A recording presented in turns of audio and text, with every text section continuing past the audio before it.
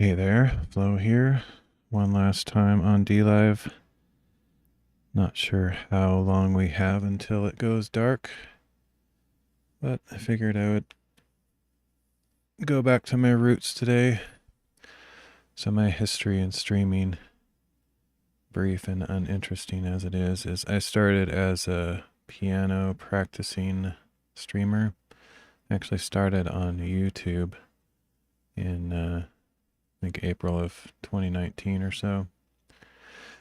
And quickly came to the conclusion that even if you play public domain songs from over 100 years ago on the piano, that YouTube puts a copyright claim on every single song that you play. So after coming to that realization, I quickly decided I either don't want to do this live streaming thing because it's super annoying, or I need to find somewhere else to live stream that doesn't have that same issue. So I did a quick Google search at the time, like I think I searched for something like Twitch alternatives or live streaming platforms or something. And at that time in 2019, DLive was first becoming kind of more well known in the mainstream because PewDiePie had a temporary contract there at that time and was bringing in a lot of viewers. I didn't even know who PewDiePie was at the time. I didn't really care. But the platform looked interesting, so I gave it a try. And pretty much been streaming there ever since. I had a few breaks, hiatus for various frustrations with things that were going on there, but for the most part, I've been live there for 7 years, on or off. I've been streaming consistently for 7 years on various platforms. After a few frustrating experiences on DLive, I started branching out and multi-streaming to various platforms. I was on Glimish for a while, went on Rumble, and then pretty much everywhere that you can think of since then, I've created an account and or streamed various places. Currently, I'm live streaming to over 10 platforms, and at the height of my multi-streaming craze, I was on as many as 19 or 20 at one time. Now there's just not as many platforms left, so I can't do the crazy numbers like I used to. But anyway, I think after, I don't know how long I stuck with the piano thing, but long enough to where I could play 2 or 3 songs pretty well. But that's about it. I never actually learned how to play piano properly. I can't read sheet music or anything. I can only play it using this computer software called Synthesia. And good morning, Dale. How's it going? That's how I learn. I just do it note by note, practice hundreds of times until I can play it somewhat naturally. But it's been about three to 5 years since I've really. It's probably been about 5 years since I played regularly. But I think maybe 3 years ago I tried a stream like this where I went back and wanted to see if I could still remember anything. But it's been so long now that I feel like it's probably going to be almost starting from scratch. And so, yeah, but I just thought last day of DLive I would go back to my roots and try this one more time. I didn't know if it'd be possible because about a year ago I switched from Windows to Linux, and Synthesia is a Windows program. And while it is possible to get Windows programs running on Linux, it is kind of a little bit buggy, or just a little bit, you just don't know if it's going to work, especially when you have hardware connections like this where I have a keyboard going into the software and stuff. It's all unknown. Anyway, I spent a couple hours trying to set it up, had some failures along the way, but I finally got it. And I think it's working, so I decided I'm going to try this. I don't know if the sound is synchronized without any latency, so if there's a delay, that could cause me problems, and I might have to play around with my audio settings before I jump full on into it. But my first impression is that I don't think there's a delay. But even if there's like like 100 milliseconds or just a few milliseconds, I can feel it, and it confuses my playing. Um, so yeah, we'll just have to try it and see how it goes. Crazy thing is, if there's no delay or no perceivable delay, then it, even though I'm running through like Windows emulation and all this weird stuff on Linux, it's actually better than Windows if there's no delay. Because when I did it this way on Windows, there was such a huge delay that I couldn't play it. And so what I had to do is I had to like patch my earbuds straight into my keyboard so that I could hear it live, and then all the rest of my stream sounds I just couldn't hear because I didn't have that patched in. Hey Dreas, how's it going? Sound is 5x5, nice. Glad to hear it. So this is going to be kind of a funny joke in a way, because I'm going to try to play songs that I haven't played in like years. And I don't think I'll be able to do it, but I just kind of wanted to try it just as a fun experiment. And I might play long enough to the point where I can sort of recover maybe some muscle memory if it's still in my brain somewhere. If not, then, you know, no big deal. But this might inspire me to get back into my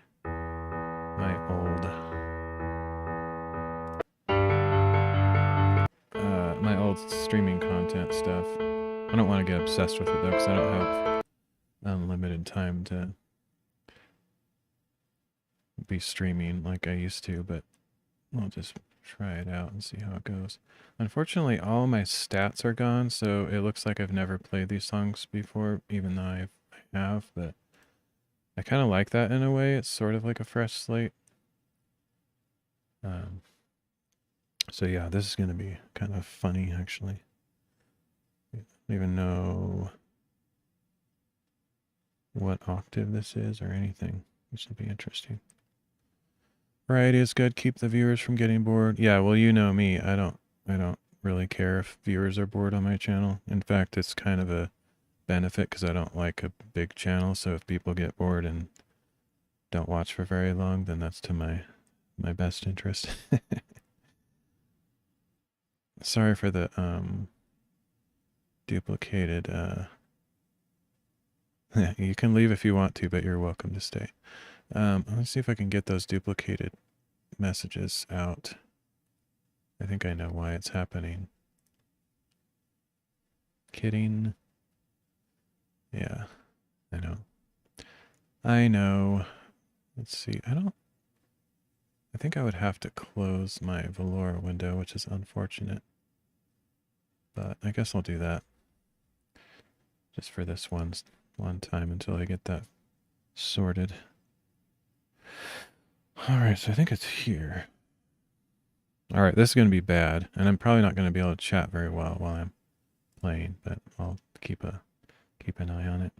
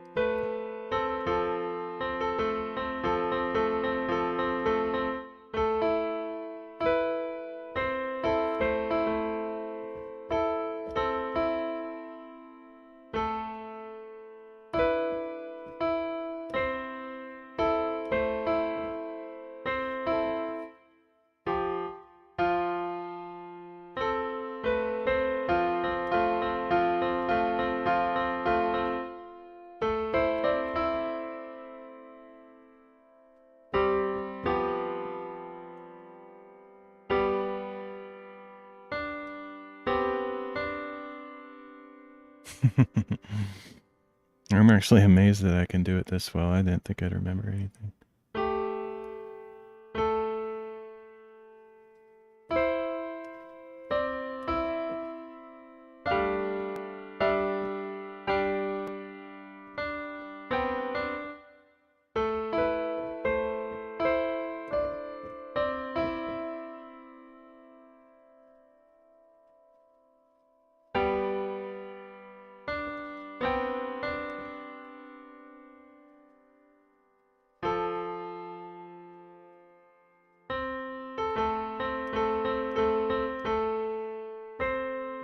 Okay, I'm gonna start over. This part, at one time, like a long time ago, I could sort of play this part, but mainly I didn't have this song mastered. I just kind of wanted to start with it as a base reference to see how much I remember of anything. But I never really had this song mastered.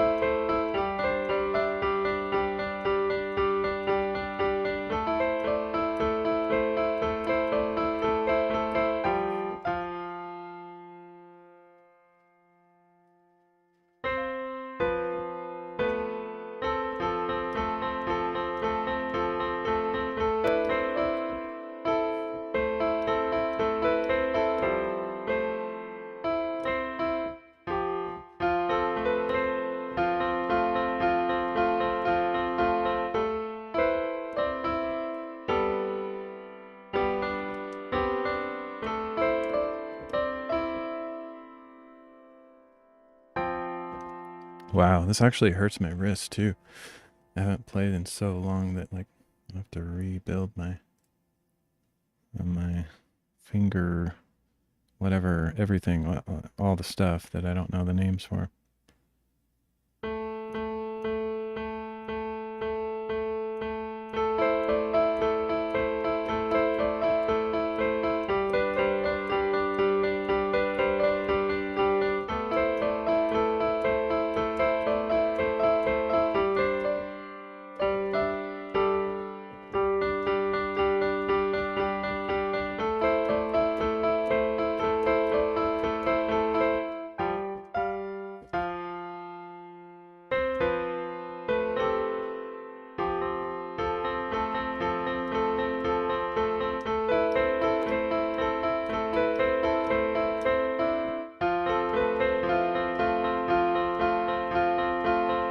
So that part I actually remember pretty well, which is pleasant surprise, which is about as far as I got when I was practicing. The second part I could do partly, but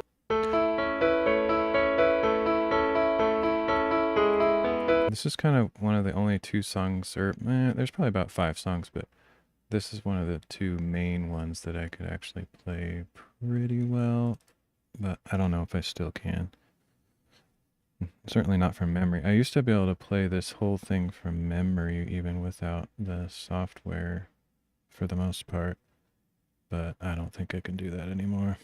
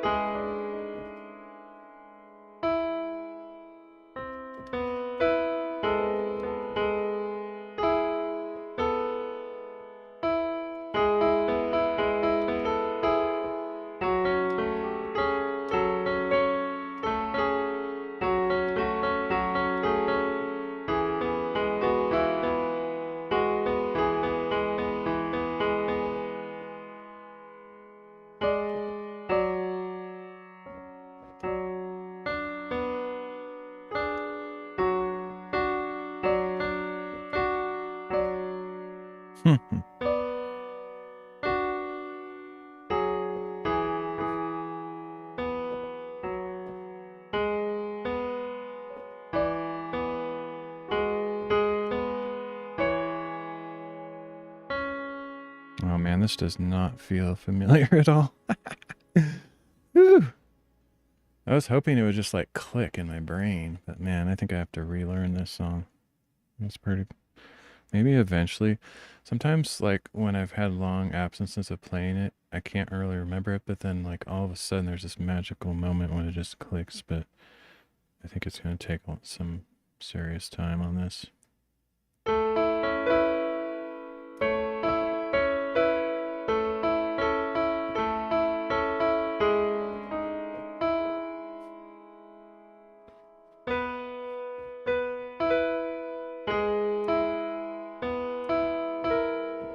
Okay.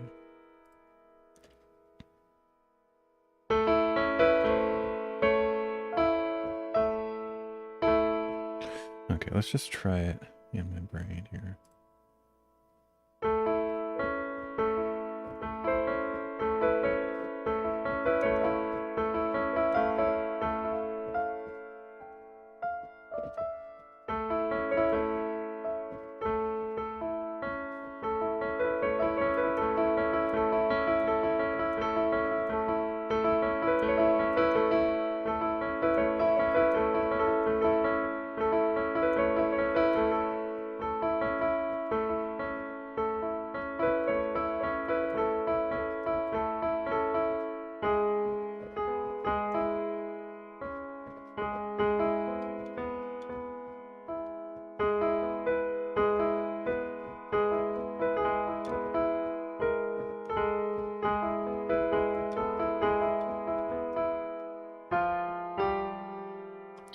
All right.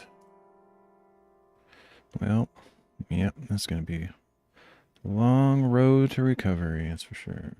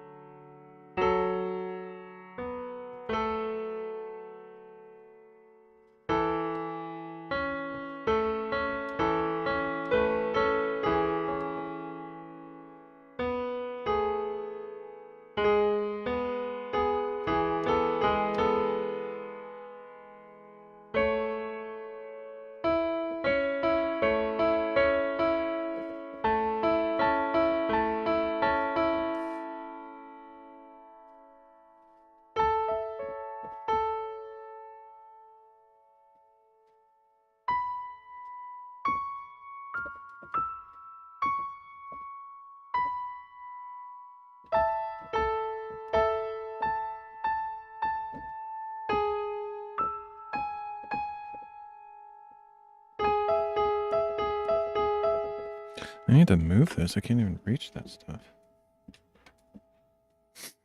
That's one disadvantage of sitting in this chair. I can't really move around.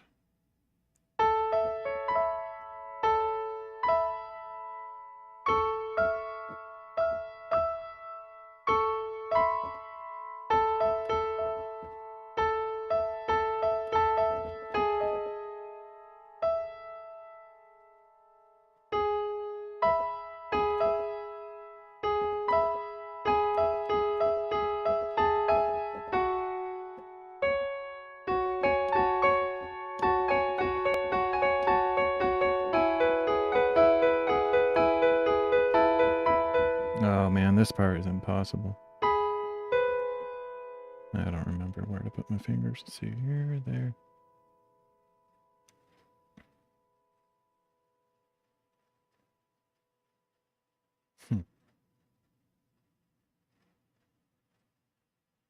I can't even reach that. How did I do that before? That's crazy.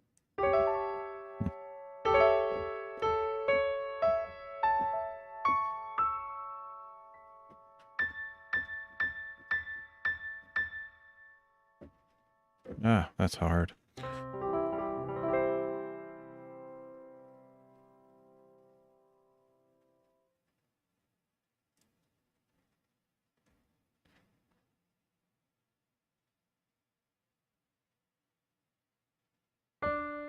Ooh, whoops.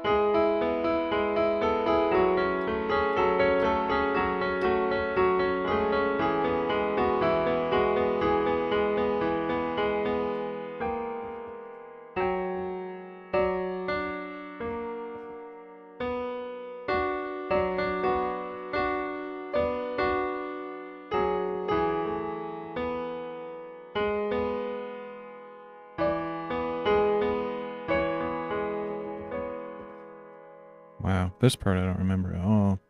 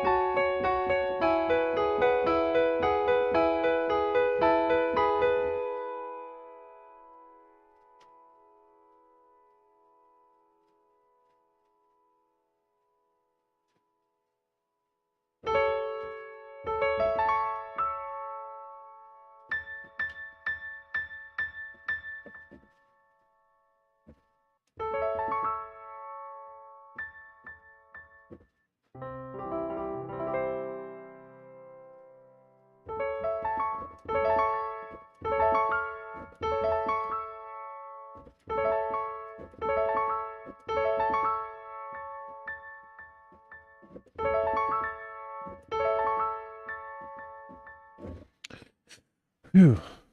Okay.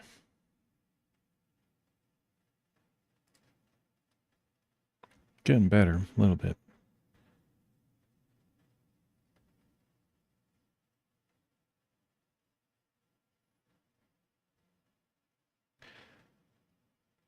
Yo, how's it going?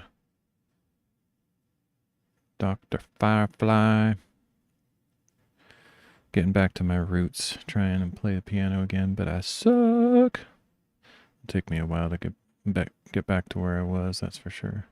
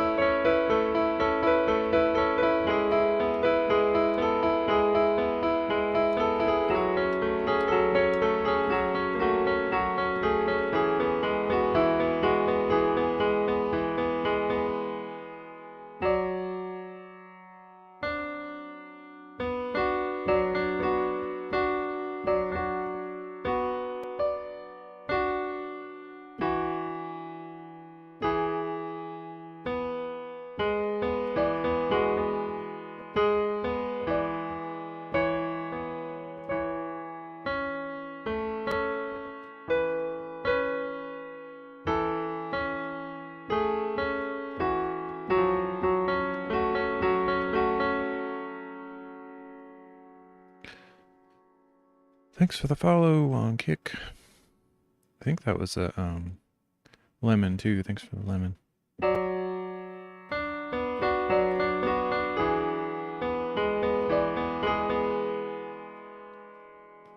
Oh man.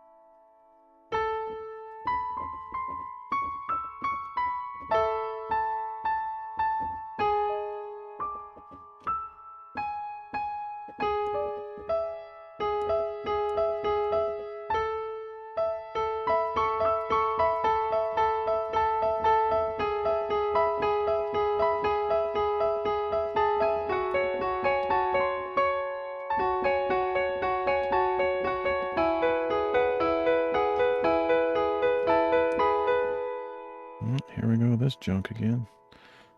Dun, dun, dun. Dun.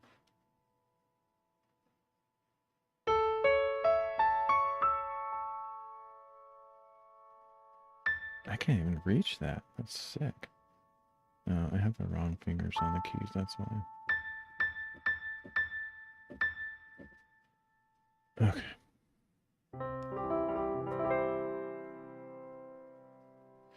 If I get to 15, though, that'll be an accomplishment. It'll be something.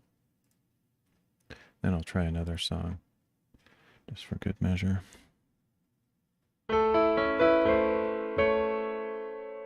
Start over.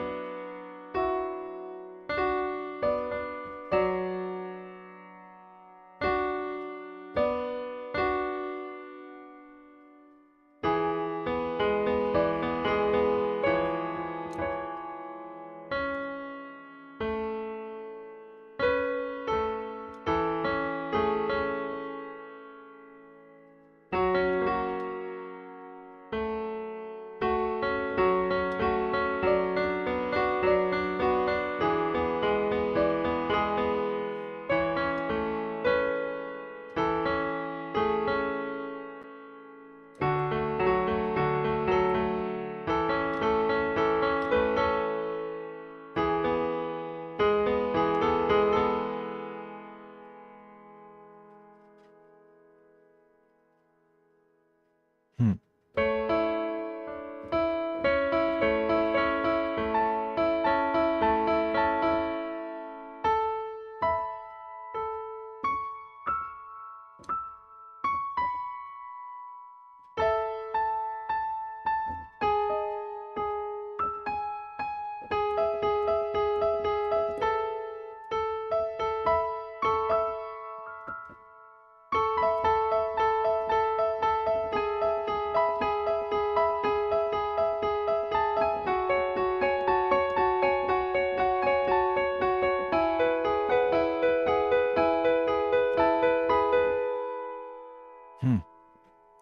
I have no idea where to put my fingers on this. Let's see. There we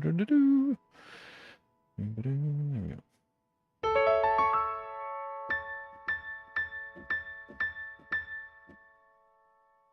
All right.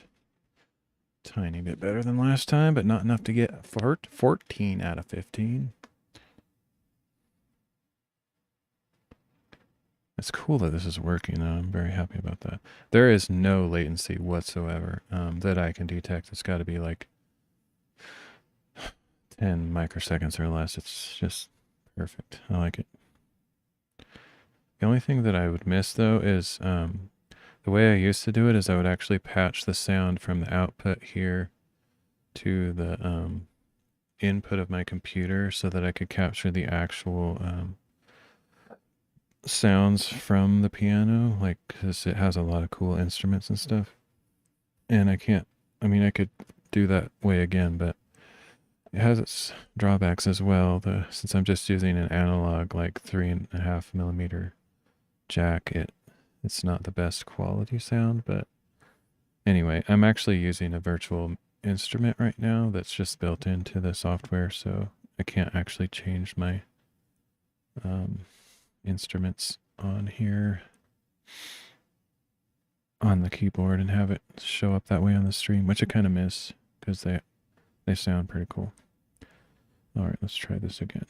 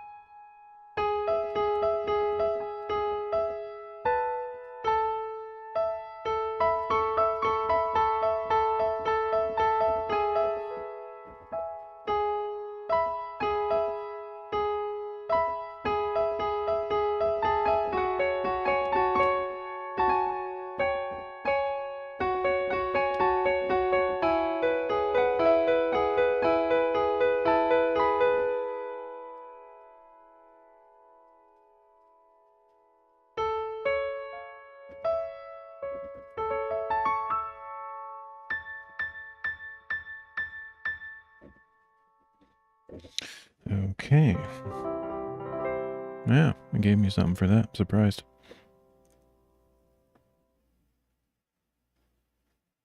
I'm going to play this until I get 15 out of 15. I don't think it's going to give it to me unless I play it basically perfectly, so it might not actually happen.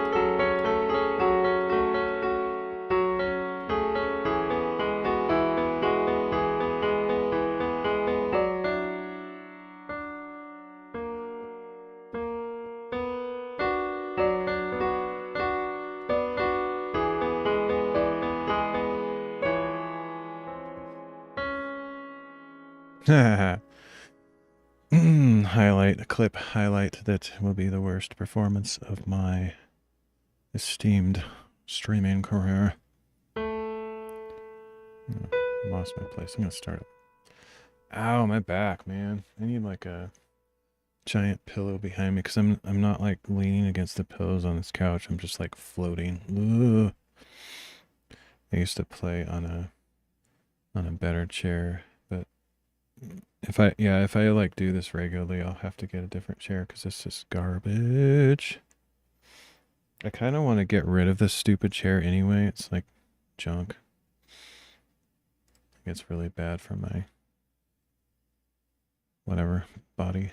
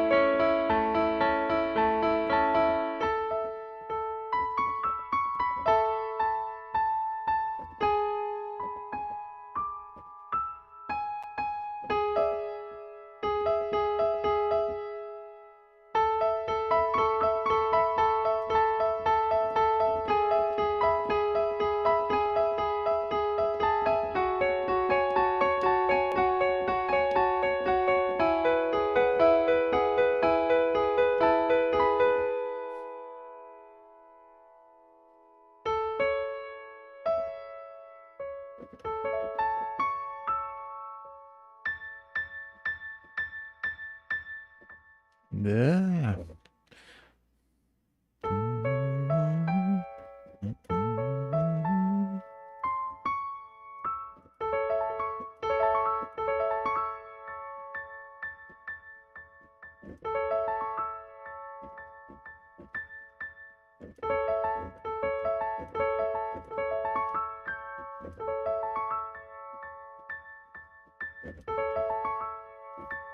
Need these to light up for me. It's like, this is how you do it.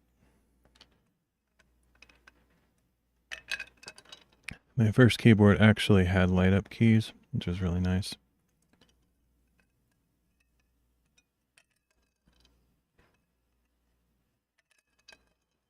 Okay, let's try it again. Boop, boop, boop, boop.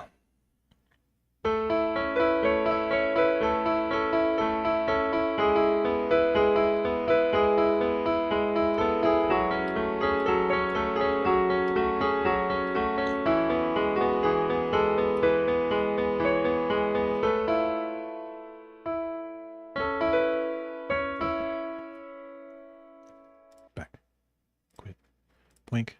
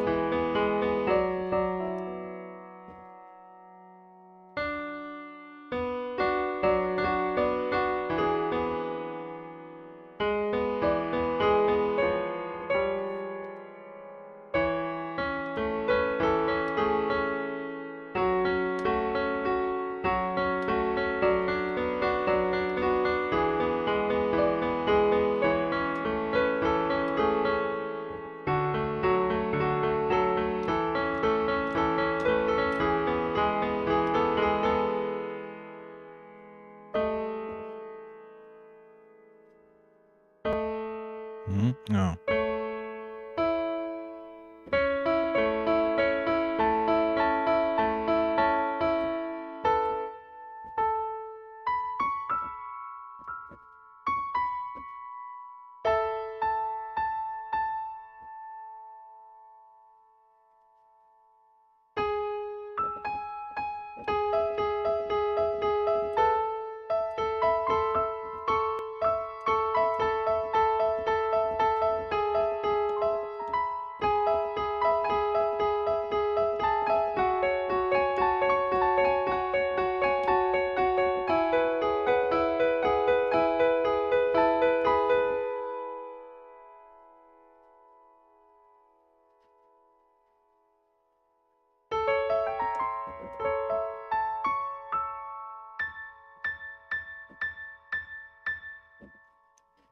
Need to put like highlighter sticker post-it notes on those keys because I can't remember.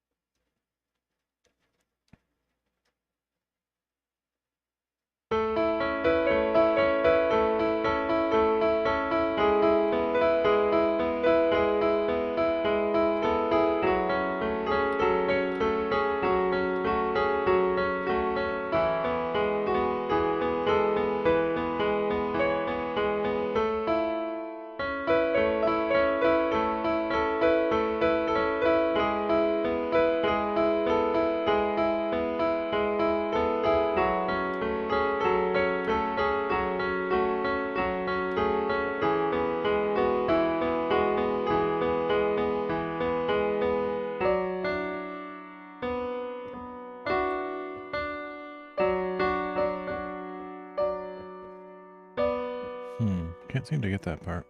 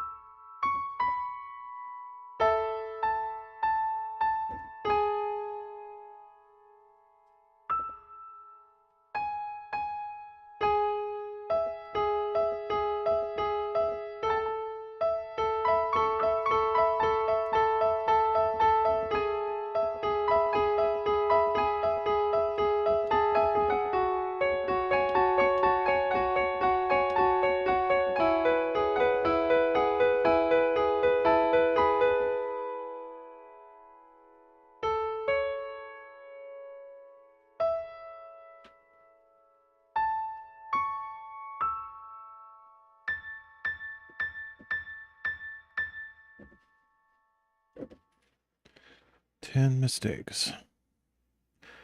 Okay, oops, actually, let me go back. Is this recording my...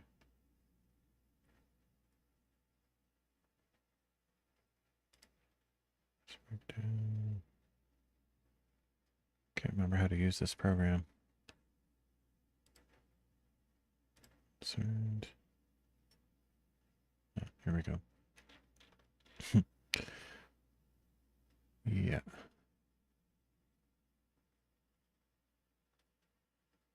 Wonder how, like, my best performance today compares to any of these.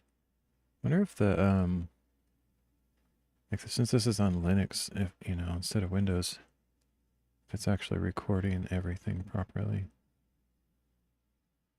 So you have to go way down to find any of these. You can see these are actual times. I tried to load in the settings from Windows, so these are the actual original scores. You can see they're all from like 2019, and well, it might be chopping off the end. Yeah, I think it is. Anyway, most of these are from 2019 to 2022. So the vast majority of them are from 2019 and 2020. So I really only live streamed and practiced, and actually very irregularly for those 2 years. I wasn't like playing every day or anything like that. It was very lazy practicing. So I kind of wish I had practiced all this time. That would be cool, but wow. I don't know if any of these are showing up unless they're all the way at the bottom, which is possible. Okay, yeah, there's a 2026. Yeah. Playing so bad that pretty much the worst stats I've ever gotten. Not surprised though.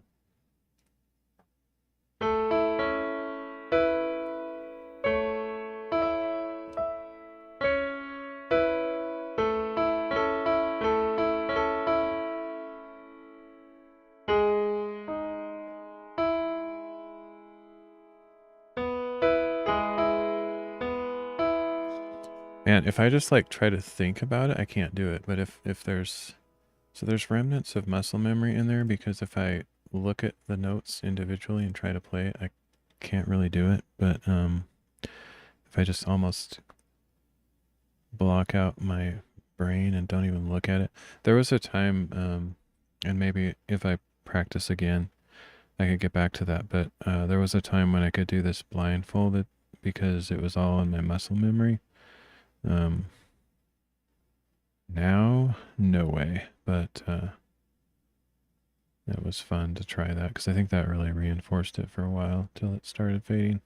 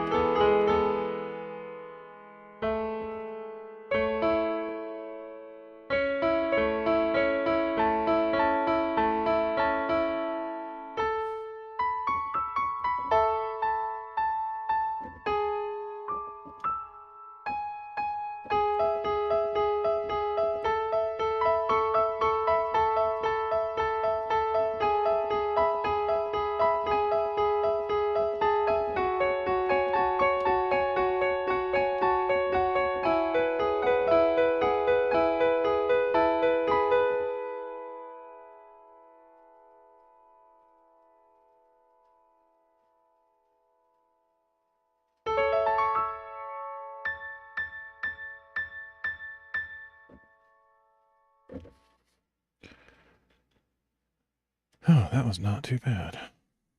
Five mistakes. And score number 150. That's way higher than everything else I've done today. So that's not bad.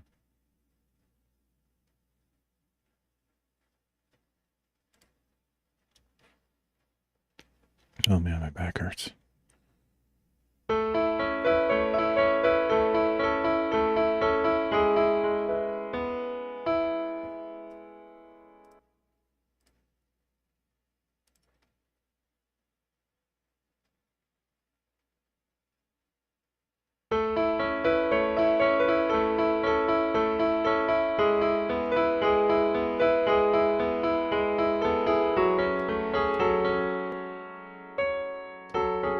I was trying to do it from memory there for a second.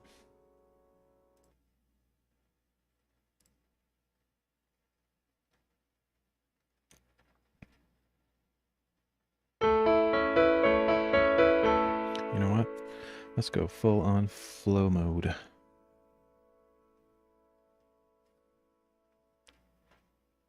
Not that I'm not gonna play any better, but just for good old time's sake.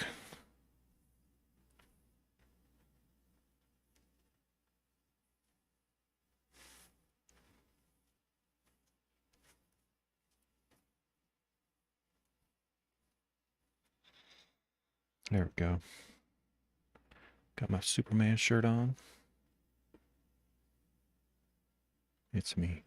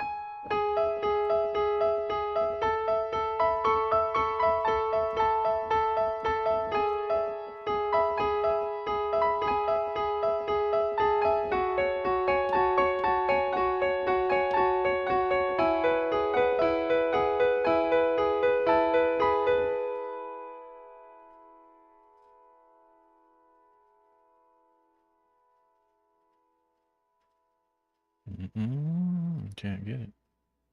Can't figure it out.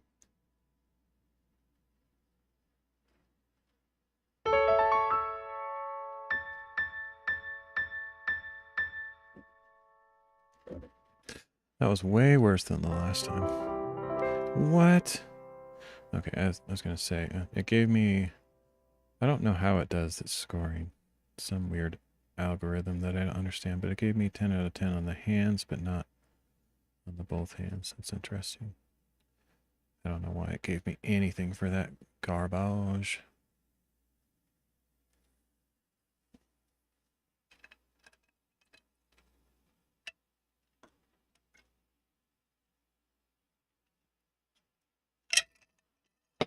I think I'll take a break from that song then.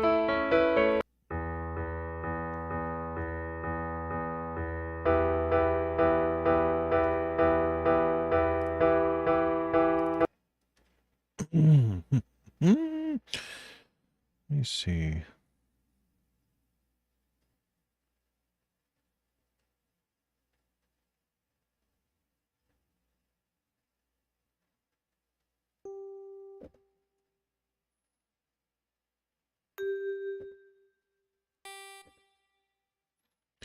Yeah, see, I can change the instrument, but these are all like MIDI chunks on the computer, so they're garbage.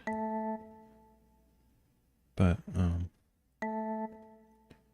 yeah, if I can actually output the true sound of the piano itself, it's much better. Okay, let's go with this.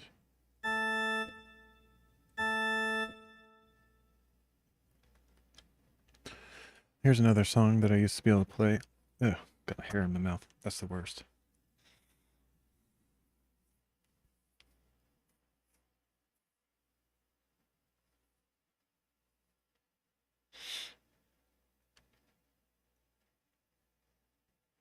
But I don't think I'll be able to play it anymore. Ah, ugh, man. This is one that Hi-Res likes. Let's see. Whoa, it's way down there. Sick. Okay.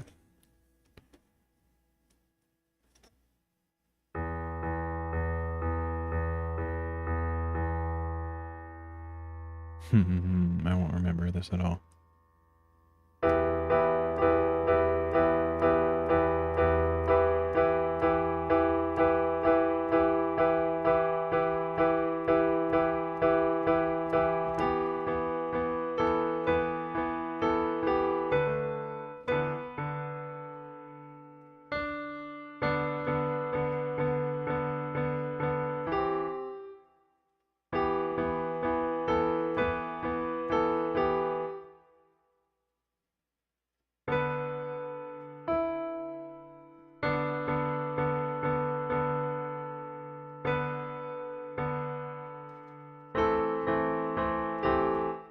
It's not, for some reason, that's weird. I changed the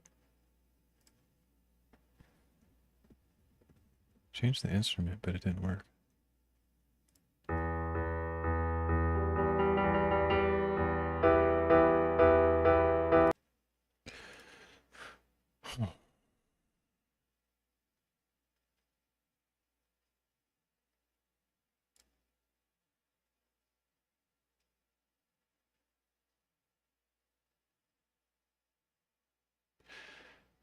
I guess it doesn't. Yeah, it doesn't work, unfortunately. I'd have to set that up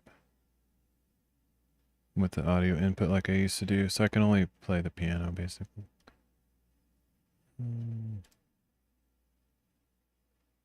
Instrument change messages. That's weird.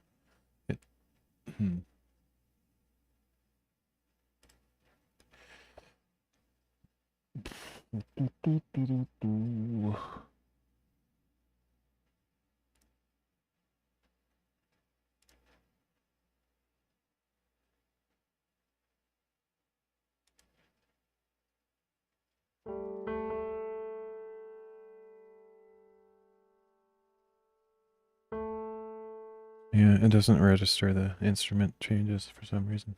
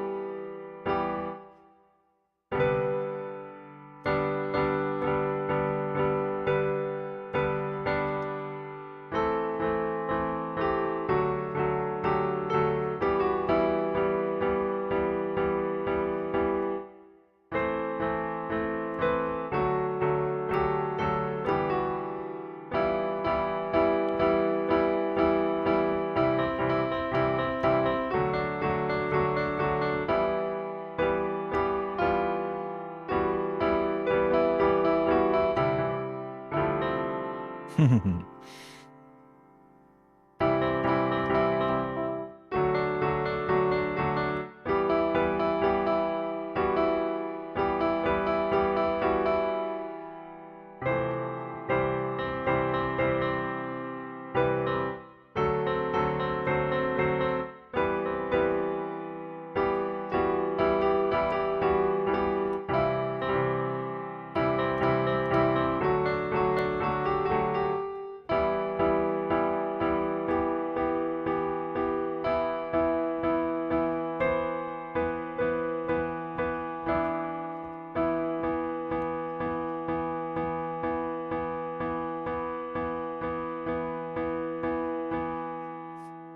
that was terrible. Oh man, my back hurts. Ooh, it's horrible. I need a new chair.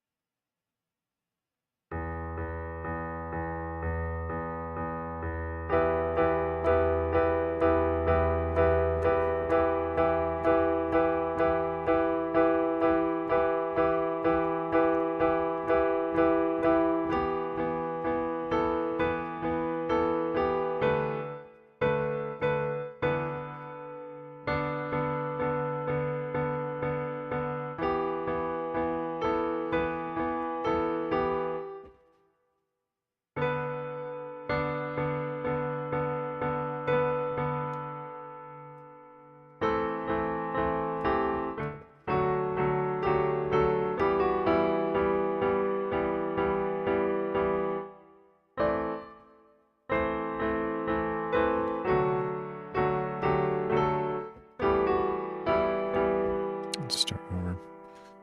Oh, I can't survive. There's no chance to survive. Make your time. Oh, man. Oh, it's horrible.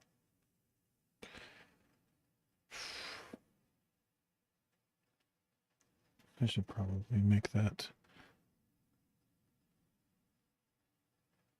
I should change the lighting. I don't want to though, because it's really hard to do. But it doesn't look good. But I don't really feel like doing anything, so I'm not going to. But I look at it and say, that's gross. I can do better, but I used to have my lighting all dialed in and everything back in the day, but not anymore.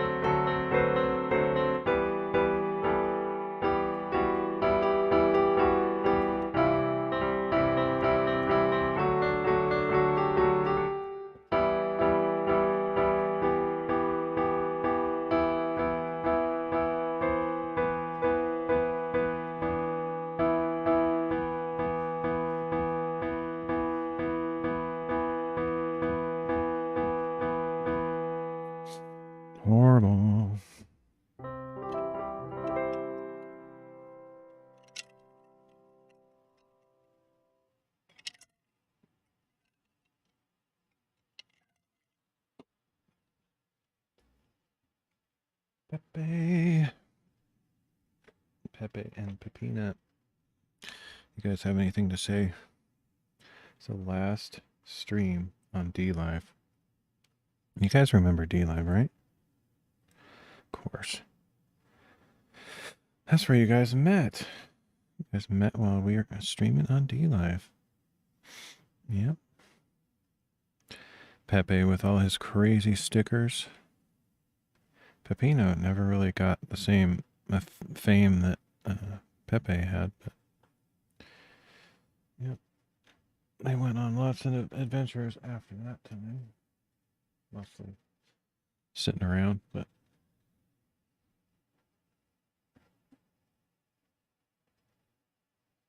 wearing various costumes. That's pretty adventurous. All right, let's see if we can get this up to 10. 10 out of 15 or so.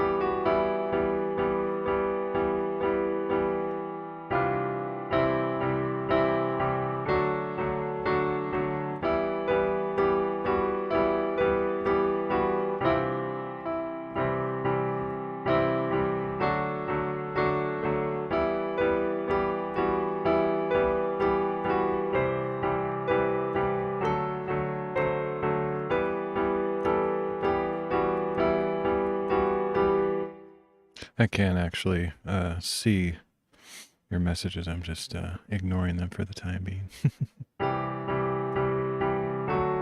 But hi, Elfsar. Congratulations on being the first to the stream.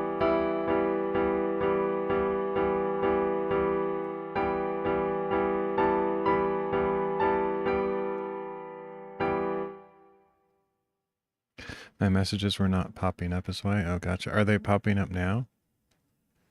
I have to run PhLoReVeR through. Well, I don't have to, but I was running PhLoReVeR through Beam, which I can't stand running it through Beam because it. Oh, you know what? That's dumb. All this time, I wasn't even paying attention to my own stream. There we go. I didn't even have chat on screen. Oh well, I don't really care, but I should have. Let's see. I'm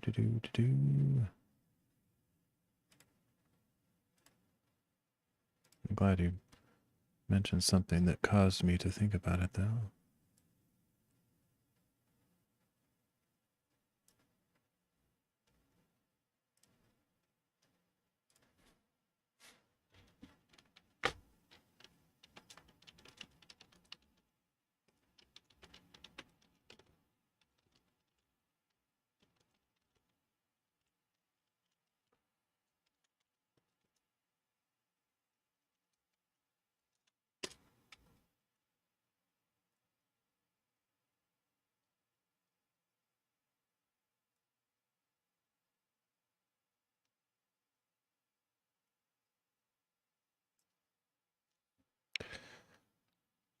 Rip DLive. I know. I don't actually know the official time. I'm gonna start this song over because I messed up a bunch of times. I don't understand the actual time. I think it's just gonna happen when it happens, and nobody will really know. Because even if they say a certain time, it doesn't mean that that's actually when it'll go down. Like, I don't know. I just feel like according to DLive tradition, it won't necessarily be right on the money, but never know. So 11 p.m. I don't think it's up to them. Yeah, well, but it's just like, I don't know. I feel like it's not going to be that reliable, but and since they're not doing any kind of final event or like, here's what they should do. It's so lame. Like DLive, this community family thing that's been around for 7 years, they don't even have like staff come on and stream. They should do like a really special ending live stream, like a countdown to the end or something like special. It's weird. Like it'll just like suddenly disappear, I guess. I don't know. It's weird. I don't get it. It just seems like a shame for them to do anything at all. Whatever. I guess there's no one left who really cares. I don't know. They don't care, yeah.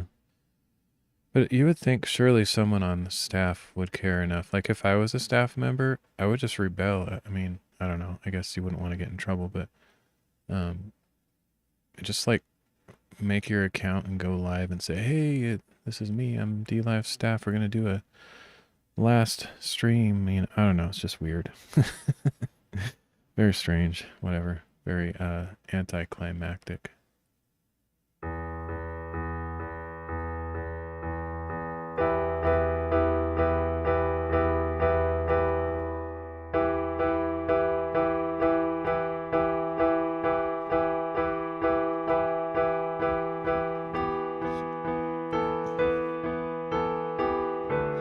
See, I didn't want to have any regrets. I don't know if anyone would really care. I think a lot of people are just burnt. Like they were hurt by the stupid things that DLive did, and so they don't even care what happens. Maybe they're even like throwing an internal party, happy that it's going away or something like that. But I don't know. For those of us who stuck it out to the end, I feel like there's a bit of sadness to it.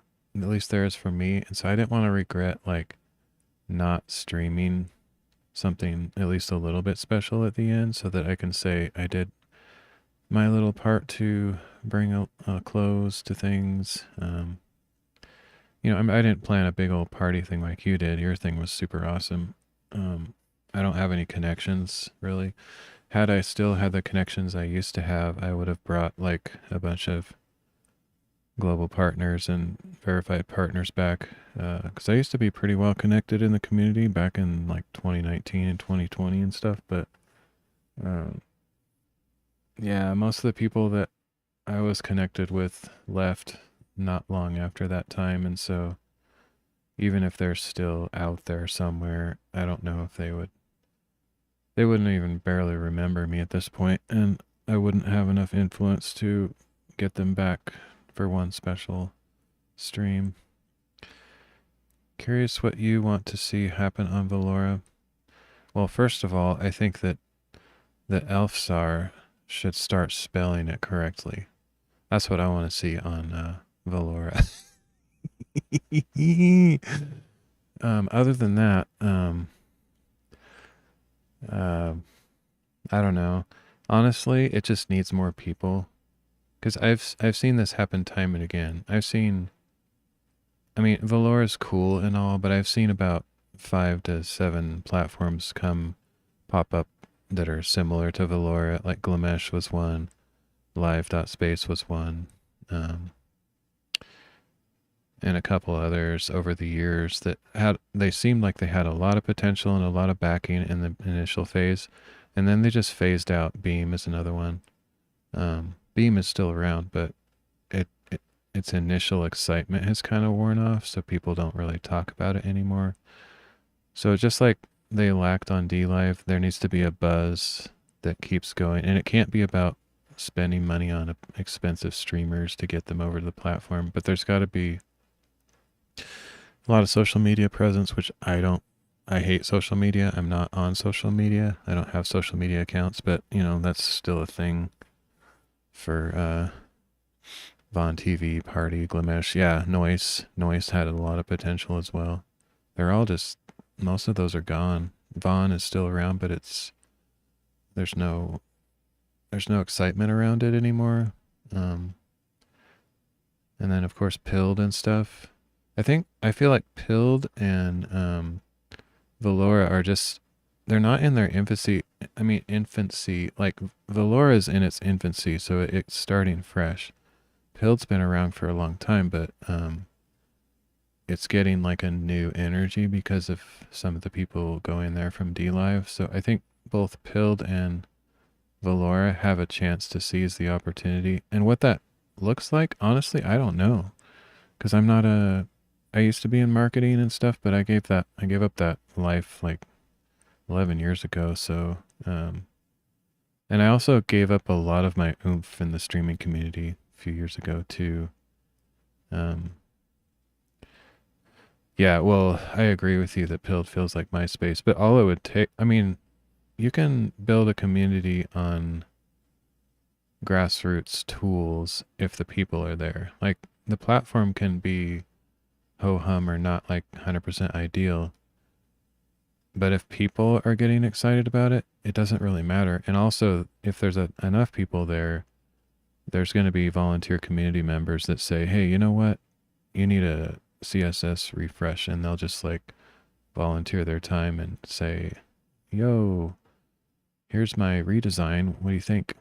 Just stuff like that. It can happen as long as the owner isn't super stubborn and has too much ownership over the code and allows community contributions. I don't see that as a showstopper. That's just a temporary problem. But the real problem is maintaining the buzz and having consistent growth. Because if you don't have a consistent growth, it just dies. And it dies very quickly. I don't know what that magical formula is, but you'll see this huge influx of users who get excited about a new platform, maybe let's just say 6 months to a year. And then if certain things don't happen for those people who are joining, and a lot of it has to do with money, unfortunately. Like if they're not making money, basically, if they're not succeeding, then they'll just go back to Twitch or Kick or whatever. I don't think you're going to get really anybody coming over from Kick, Twitch, YouTube who are successful. There's just no reason. There's no motivation for them. So really what you have to target is people from other small platforms. I mean, it would have to grow at least 1,000-fold the size that it is now. You'd have to have millions of viewers on Velora before you're going to get the attention of any big streamers. Because they're used to getting, thousands of viewers on their streams. So there's literally no motivation for them to come to a small platform unless they're getting similar numbers. So it just doesn't make any sense for them to do that. So all you're doing right now is building a platform on small streamers. And unfortunately, the math of that is small streamers don't really bring in income to the site. Not much anyway. And so it's almost a recipe for disaster. I mean, just because I've seen it happen so many times.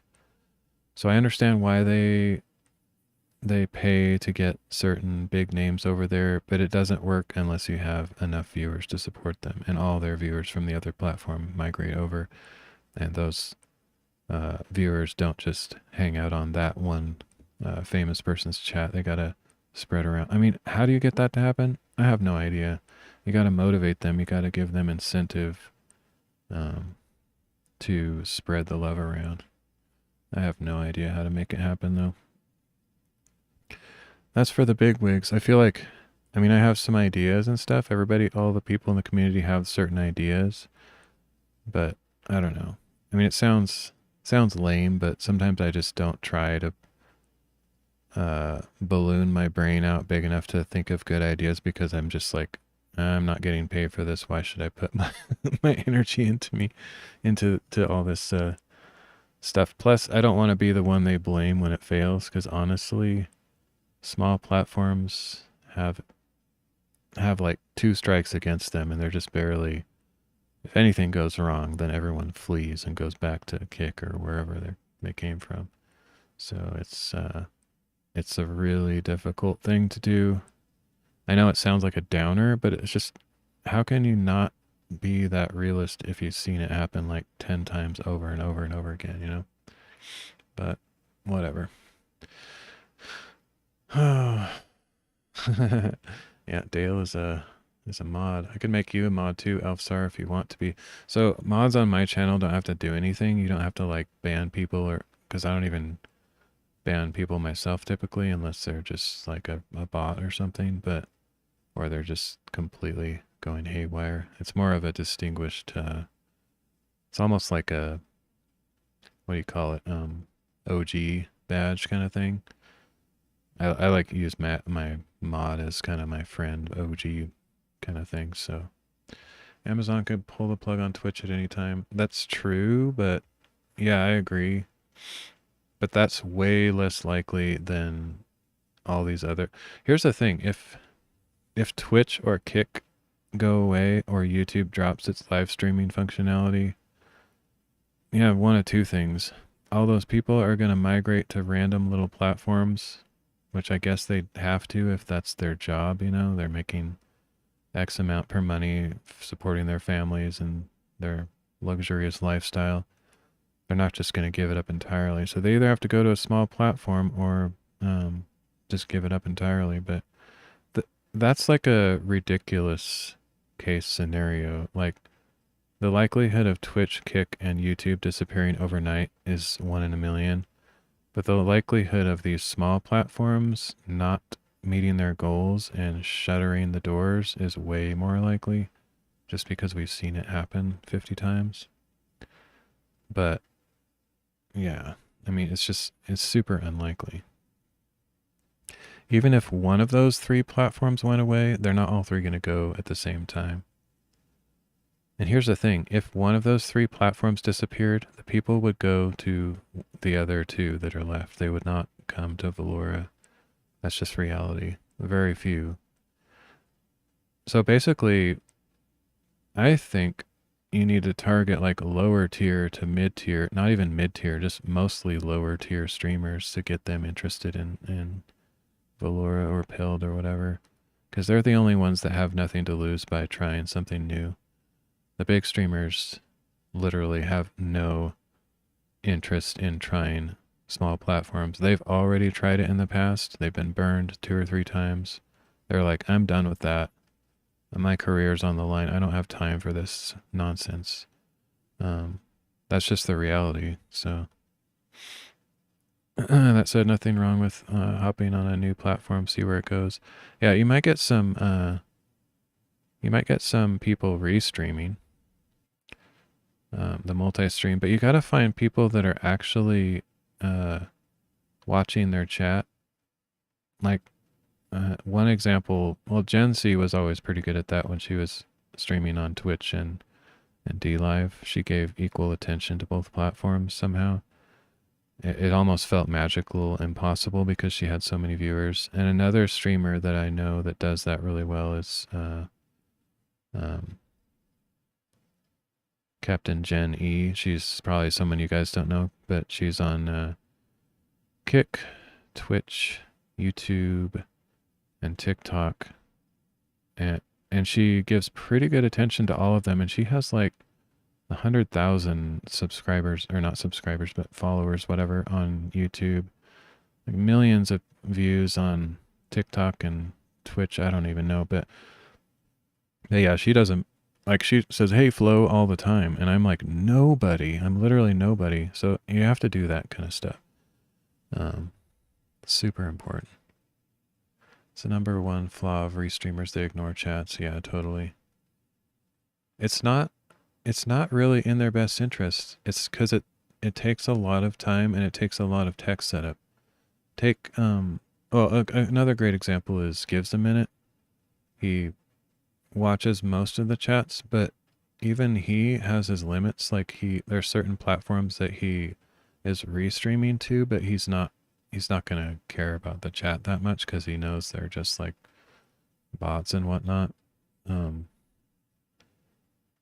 mean, I guess I'm an example because I pay attention to all my chat, but it's easier for me because I have so few viewers that, you know, if anybody comes to my chat, it's like a miracle besides, you know, some of you old OG friends and stuff. But generally speaking, if you guys don't give me a little pity and drop by, my stream is 100% dead zone. So, 22 platforms is too much. My limit is 6 platforms. For me, it doesn't even make a difference because my channel is so dead. But yeah, for someone that's actually successful, there's a certain limit to how many you can actually give proper attention to.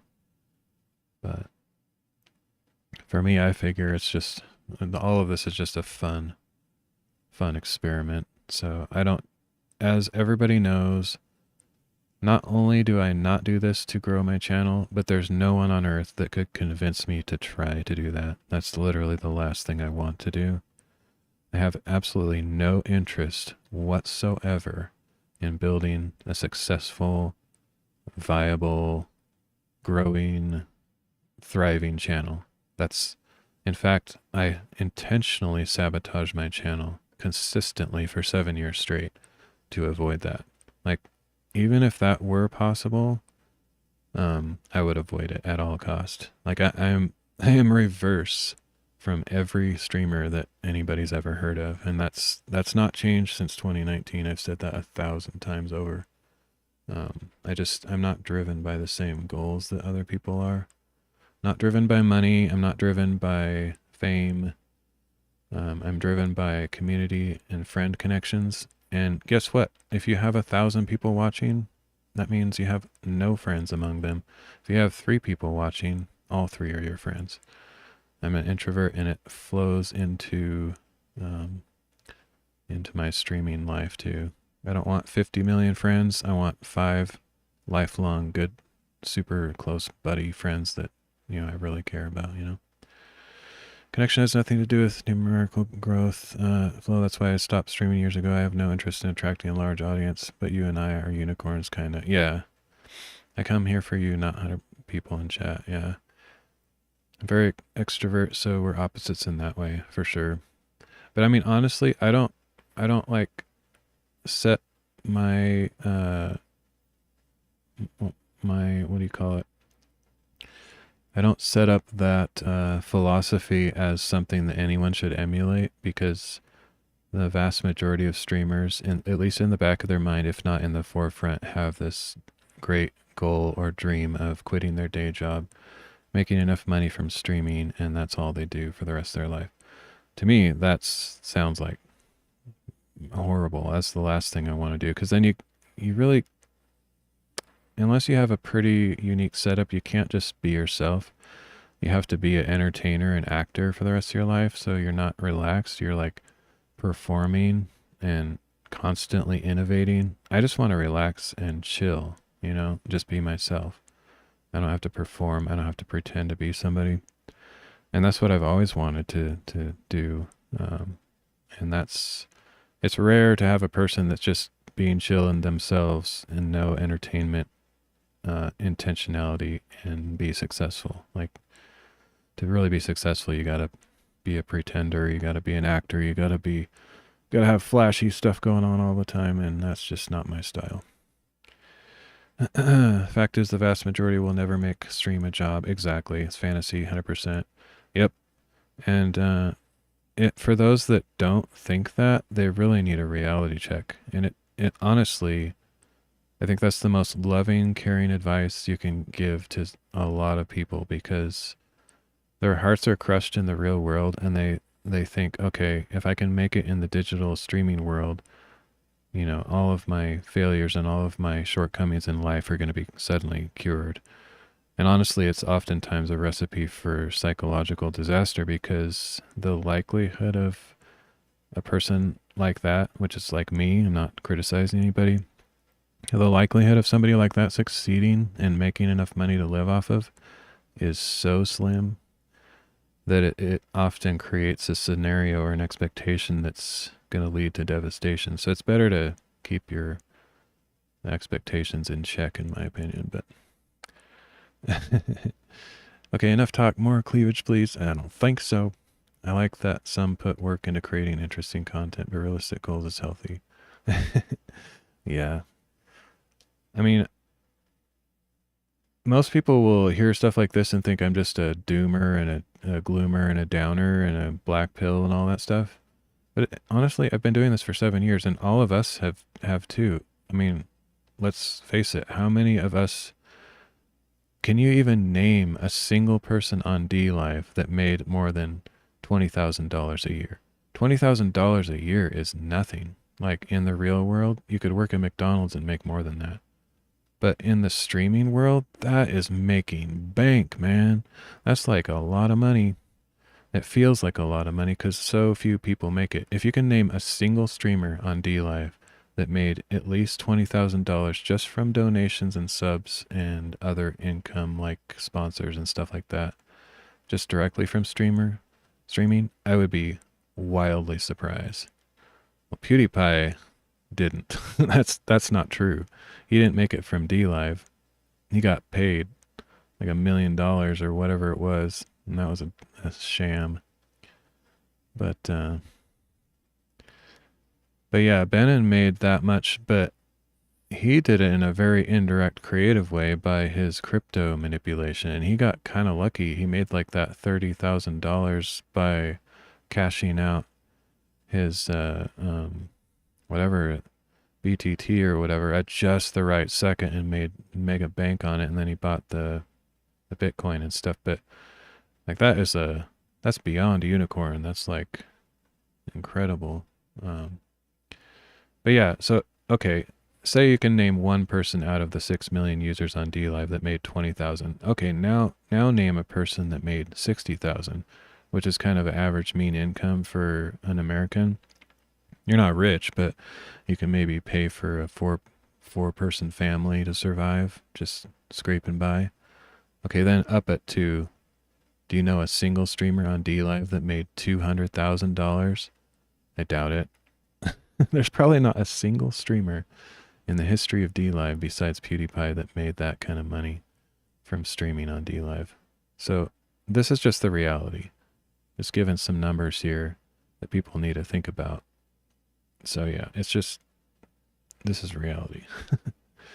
He cashed out at the right time. Alpha and I strongly encourage that cash out. Maybe a couple others as well. Maybe, but I doubt it.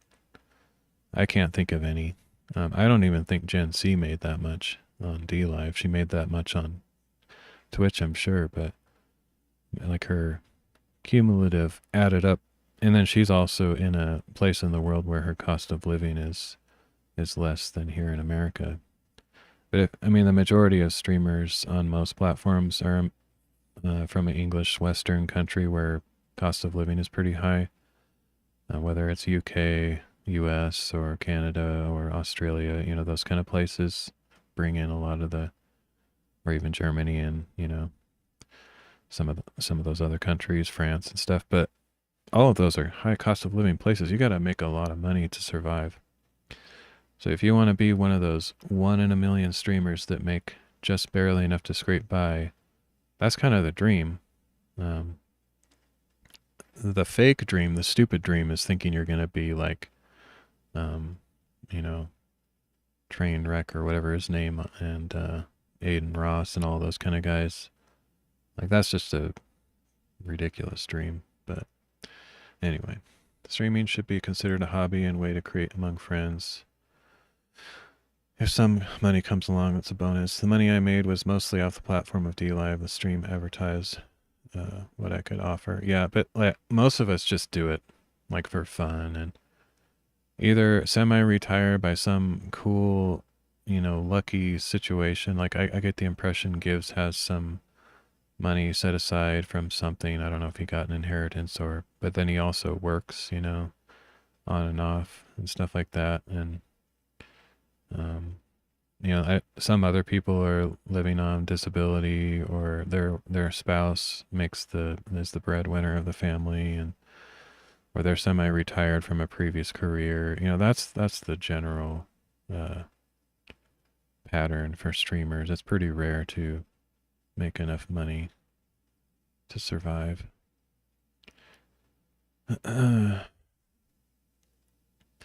Stream is advertising your art. Yeah, your art is it's an amazing thing.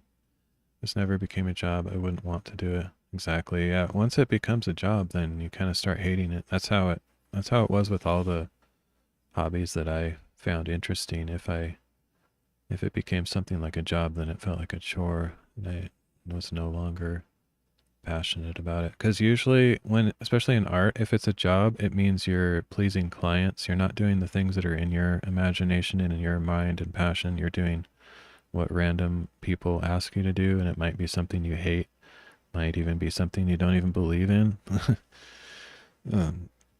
And so then it just becomes or it can become burdensome. So yeah. But then there's lucky people that do their dream job, and that's amazing. I love to see that.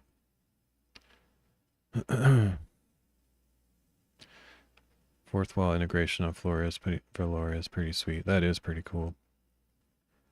When Gives a Minute was showing off your stream a couple days ago, or whenever that was pretty sick. And then the YouTube integration is pretty cool too. Number two, that's kind of honestly, I don't get a lot of action on Velora. To be honest, I get more action on PhL'd than Velora, for what it's worth. I think there's more.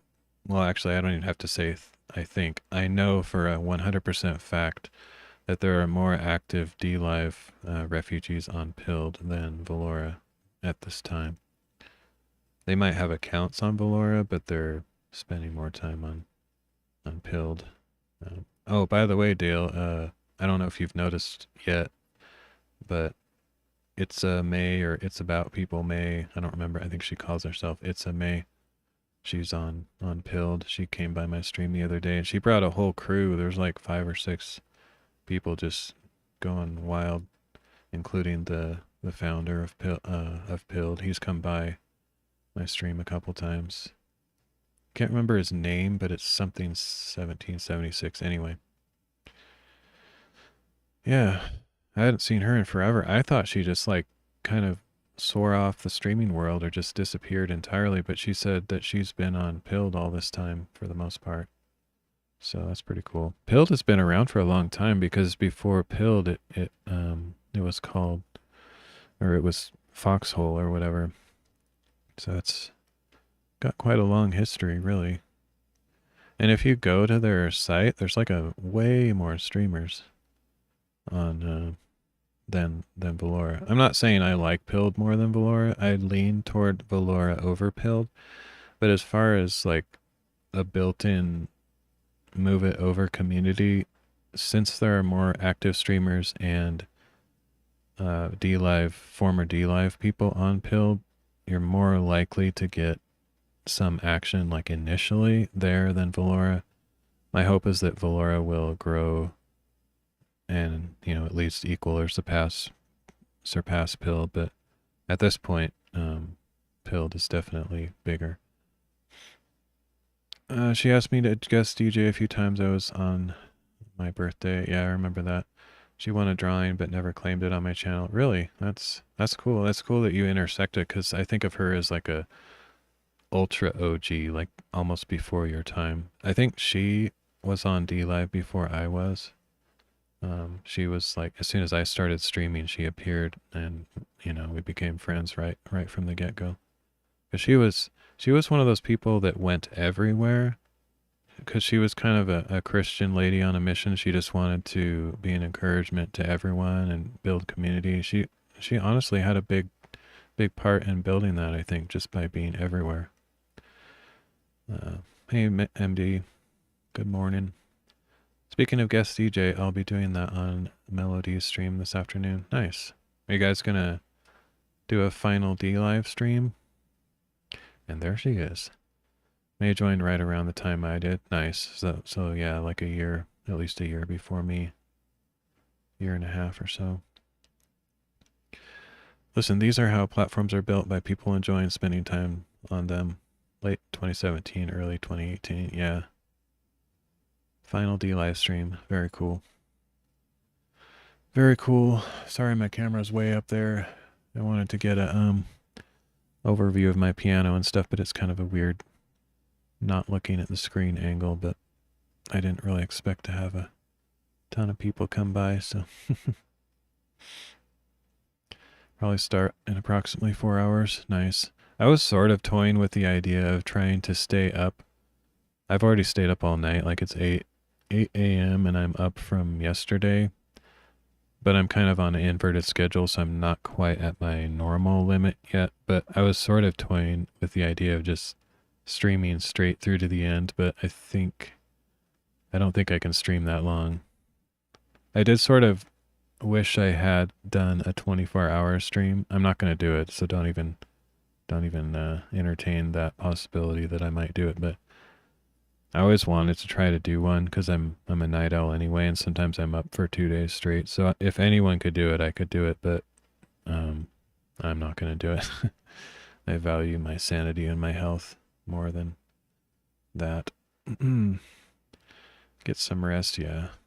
I'll probably stream for a little bit longer, but I don't think I'll do the keep going all the way to the end. That's like another 14 hours if they end up going to 11 p.m. or whatever.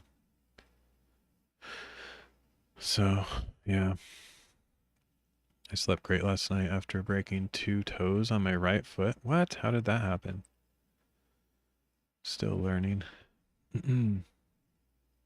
Oh, the schedule. Yeah, that's cool. I joked with Elfsar. Hopefully you didn't take my response on Discord seriously. It was like a sarcastic but also serious thing. Like,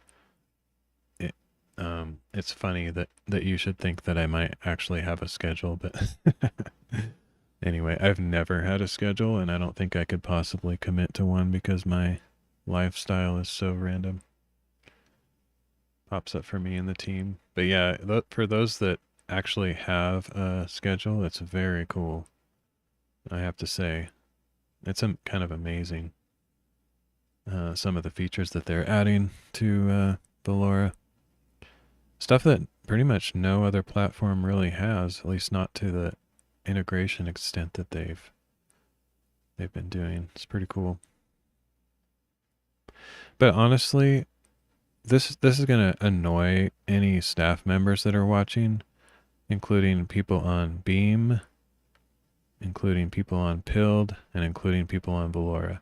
Those features are not going to make the platform succeed. They're nice icing on the cake, but I've seen platforms with just as many or more features that go under. It's really somehow you have to break through the magical barrier of community building and minimal threshold of survivability, and how to do that, I have no clue. No clue. That's like, if you actually succeed in that, you've suddenly done something that only like 3 other companies have done. Like Justin TV did it when they became Twitch. Kick has seemingly done it, but I'm not even sure Kick has done it because I feel like they're floating off a billionaire's money, and who knows if they're actually financially viable. And same with Twitch now. I don't know if they're making money. They're just living off of borrowed time by Amazon. And YouTube, I have no idea if they're making money. They're just living off the money of Google. I mean, do we really know? They don't really share their financials, so I have no idea.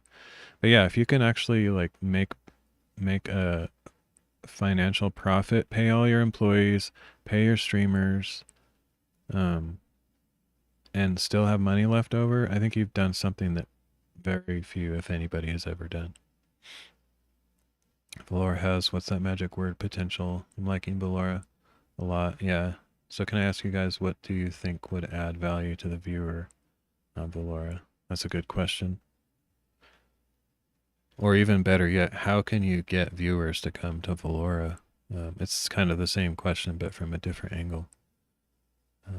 How can you get like a mass migration or a slow trickle in that's increasing over time on Valora?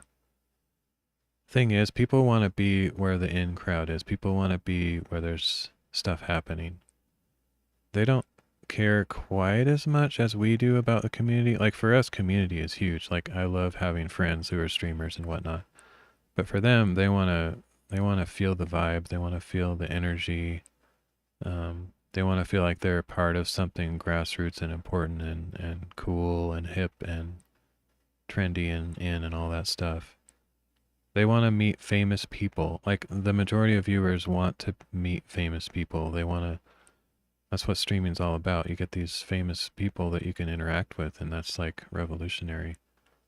And so it's hard to get all of those people to migrate if we got no famous people, you know what I'm saying? You got to find the people that are interested in community. I don't know, I mean, this sounds stupid, but you could go to places where people lack community. I've actually thought of this before. I've thought of making a church that caters to losers. That sounds really harsh, but there's a lot of people who are outcast in society, who don't have a place. They feel lonely and they need a place to join, like have, community. And I've thought it would be cool if there's a church that did that. And the same with the platform. Like you could, I don't know, go to nursing homes, go to find, gaming communities, obviously. Like there's a ton of people playing video games that don't really know how to live in the real world. Get those people to come over. Because those people are less interested about following trends and being part of the buzz and the crowd. They just want to connect. And if you can somehow get those people to join, they would realize the value of the community. They wouldn't be overwhelmed by the crowd. They wouldn't see like chats flying by so fast and trolls and annoying people. They would realize the value of the small platform. But how do you attract that certain demographic? I have no idea. There's probably ways to do it, but I don't know. I honestly don't know. As with most things in life, finding that balance is key. Yeah. I consider myself a loser and outcast. In real life, I tend to make people feel uncomfortable, not because I'm like in their face or something. People don't know what to do with me. I'm like the weird guy in the group. I'm the awkward person that's, just people like cringe, And so I've always connected with people like that in real life. Flo is a Beck fan. I don't even know what or who that is. Never heard of it. No idea.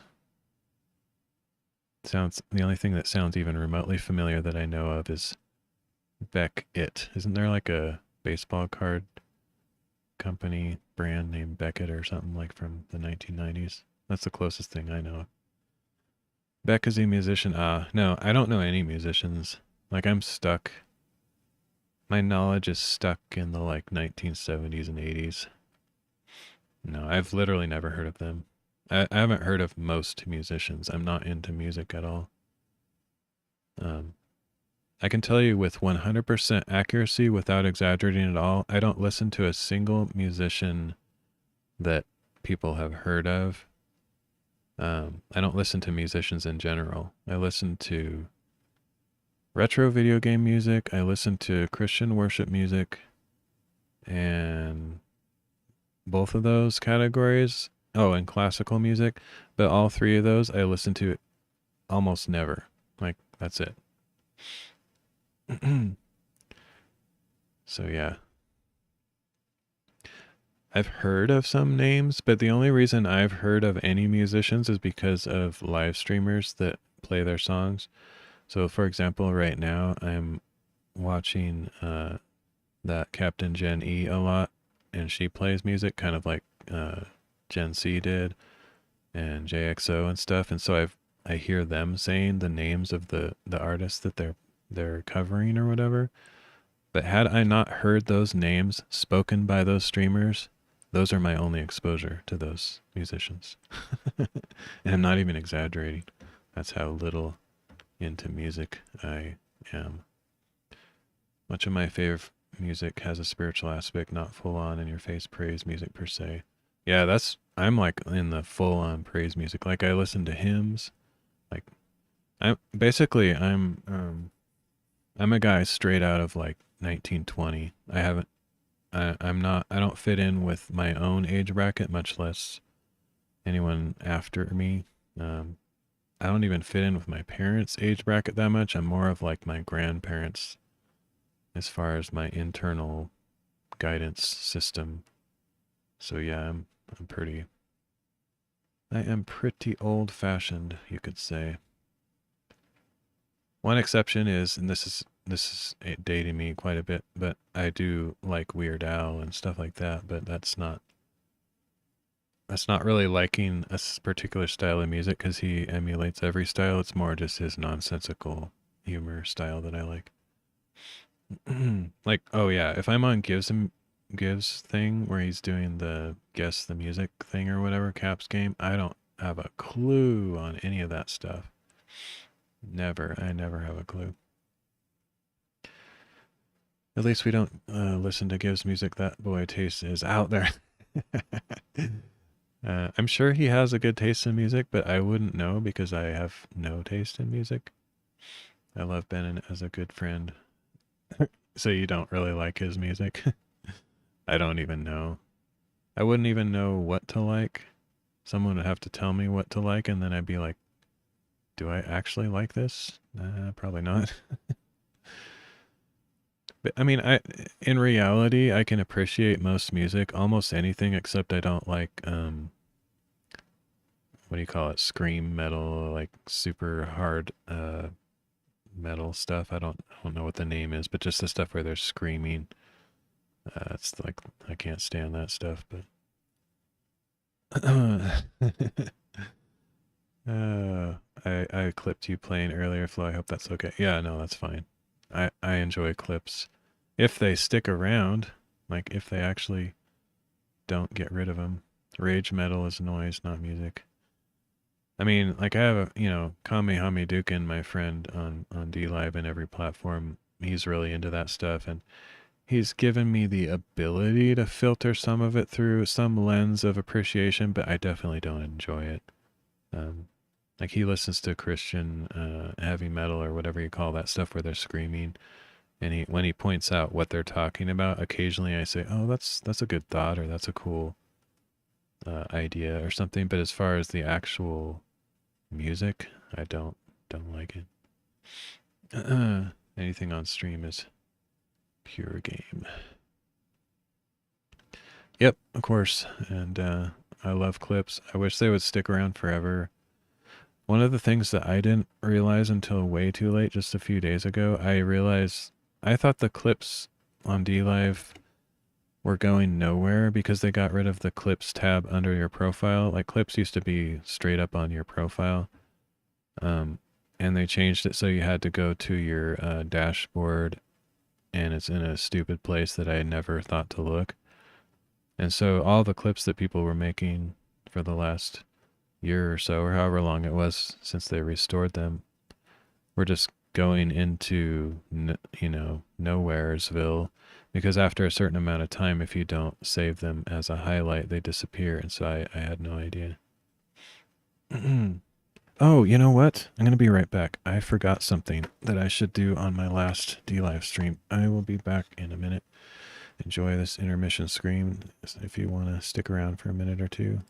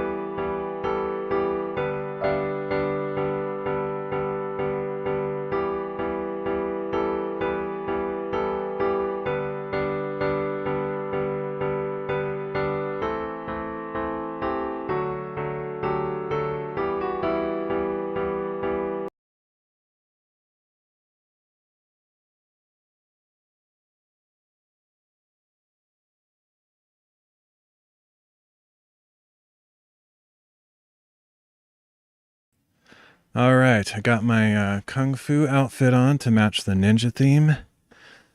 Got my DLive shirt, DLive hat. I know I'm not like the one to celebrate, but yeah, I actually got these at the DLive meetup in Seattle back in 2019 for free. They were just handing them out, so it's like, sweet, I'll take a hat, I'll take a shirt. I was kind of hoping to get one of those dice things. I can't remember what's the DLive ninja called. I can't remember all of a sudden. But yeah, I actually never wear this. This thing is like in mint condition. It's pretty much never been worn. I didn't want to like wear it out in public because I was like a little bit. I didn't want to like essentially dox myself or have like a bunch of IRL people going to my stream. Most of the time when I'm streaming, I don't even tell people like what I'm doing. Snow, yeah, that's right. Yep. That's it. I was hoping to get something like that when hitting VP. Yeah, I'm kind of happy to have it just for nostalgia or whatever you call it. Just posterity. I almost don't even want to wear them because it's like now that DLive is going away, this is all I have left. Of course, technically, once DLive goes away, you could probably get away with like making your own merch with the DLive logo on it without, getting into real trouble or anything. I bought some DLive merch back in the day. I actually sent the DLive staff Discord message asking if I could make some stuff with the DLive logo on it. And unfortunately, I don't even think I got to talk to staff. I think one of the Guardians answered and they just like kind of gave me an arbitrary what they thought answer. Just said, no, we can't do that. So I didn't pursue it, but I was thinking to like some of the books that I was making, like the book binding that I do, I was thinking to put the DLive logo on that and stuff like that. Picture of you with Charles Wayne is cool as. Yeah, that's like a treasure to me. Like the story behind that is like he was doing like this toast and stuff. They were, making a toast to DLive. He gave this speech where he kind of teared up a little bit because you could tell that like DLive meant a lot to him. He wasn't just like this corporate shill that was trying to make a bunch of money. He genuinely cared about the community. Everybody got kind of emotional at the time. It was really cool. And then afterwards, he was just standing around and I just went up to him because I'm like super awkward and weird, but I just said, hey, Charles, could I get a hug? And so I just gave him a big hug and just thanked him for the community that he built and just told him that I was happy that I was able to be part of it and stuff. And that was like, I think that was like within 6 months of when certainly under a year of when I started. And so, yeah, he gave me a hug and then we took that picture. It's pretty cool. DLive shut down and all you had left was this lousy t-shirt. Perfect. Charles is a good guy, genuinely cared. Yeah. I mean, I can understand, like, I don't know, there's a lot of racist people on DLive, but a lot of people just thought, oh, he's just some Chinese guy. He's just, kind of like the Trovo Tencent or whatever, it's totally Chinese thing. But he was, I don't even know if he considered himself like Chinese. I mean, he's an American living here. So, and even if, I have no problem with Chinese people, the problem is, of course, the things that are trying to destroy American society and spy on people and all that crap. But he had no part in that. He was just a cool dude who had I don't know how he came up with, I'm sure it was, I know there was other people. There was like Stone, what was that?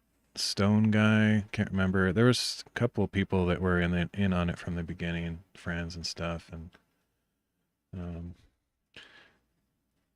but yeah, I could see people just thinking like he was nobody special because he looks like some Chinese guy, just because they're so in a box like that, they can't think outside the box. But he was legitimately an amazing guy. Like, I don't know what his interests are, if I could be a friend, but like when I met him in person, he was kind of laid back and a little bit shy, I guess. He's not like a loud speaker. Um, he's a pretty quiet guy, and I just felt like, yeah, this is my kind of guy. I tend to be drawn to those kind of people that are not, too loud that it's like overwhelming, or, talking with such bold confidence like Dale.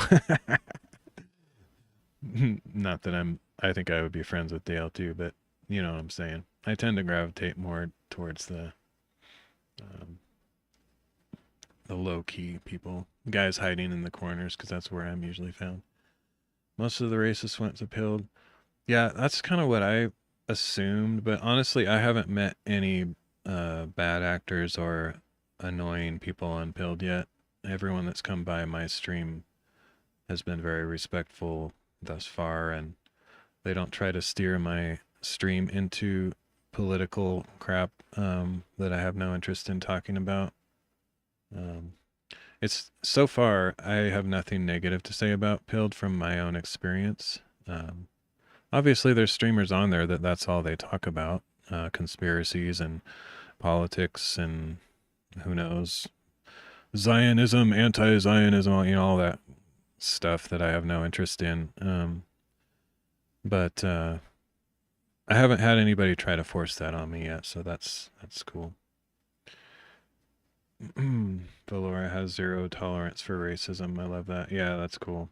That's my preference, but I mean, I don't really care. I mean, free speech is fine as long as there's not a bunch of trolls trying to force their agenda on my stream, because my stream doesn't tolerate that kind of stuff. I just don't give a voice to that kind of conversation. I'd forgot I was on Pilled from when first watching Rev. Nice. Yeah. I think I've had an account on there for like three or 4 years actually. When I first heard about it, I think it says I started in 2022 or something. But I never streamed there because it kind of scared me off too. I thought, oh great, it's just another one of those extreme right kind of sites where you're only accepted if you're talking about their, you know, chosen subjects, whether it's conspiracies or politics or, whatever, sensationalism. And so I avoided it for the longest time as well. But since I heard that so many DLivers are migrating there, I decided to actually use it recently, and so far it's been fine. So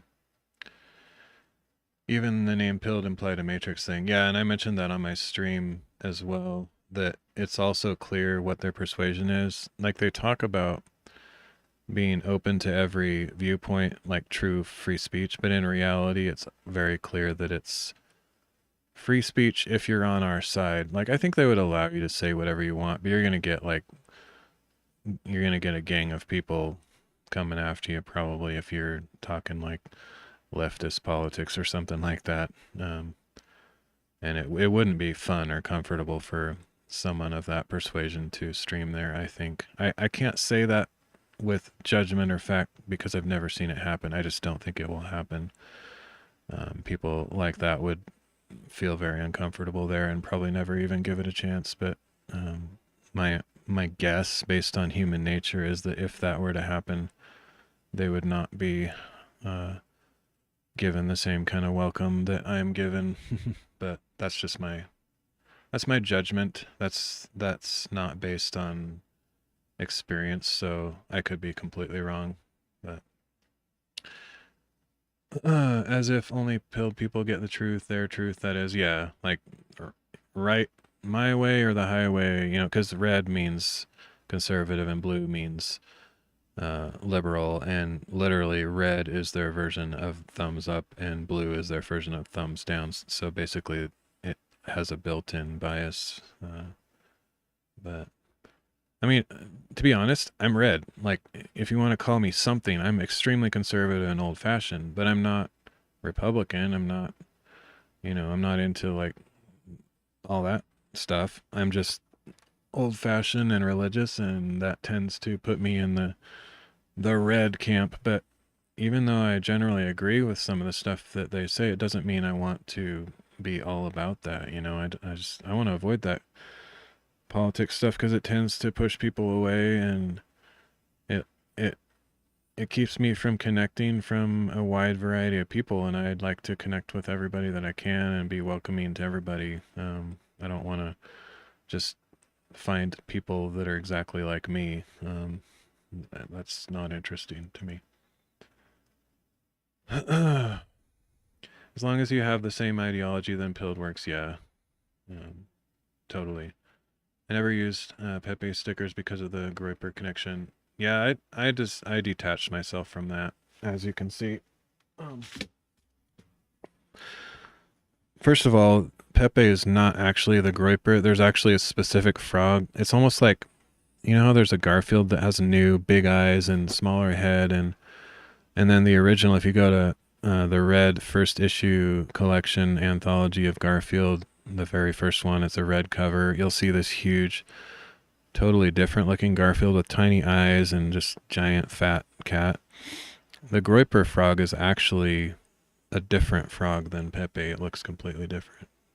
But also, I feel like they hijacked it, and I actually kept Pepe around because I refuse to believe that something as cool and innocent as these cute frogs that are just funny and meme-like should ever be taken over by something like that. So I totally refused it. The Groipers are a massive pain in the backside. Yeah, totally.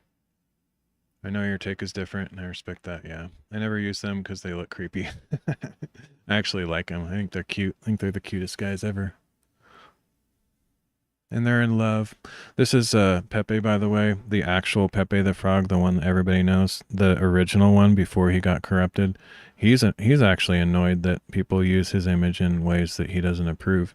He's just like a silly guy that likes to dress up in a bunch of different costumes. He has no political agenda. And then this is his girlfriend, Pepina.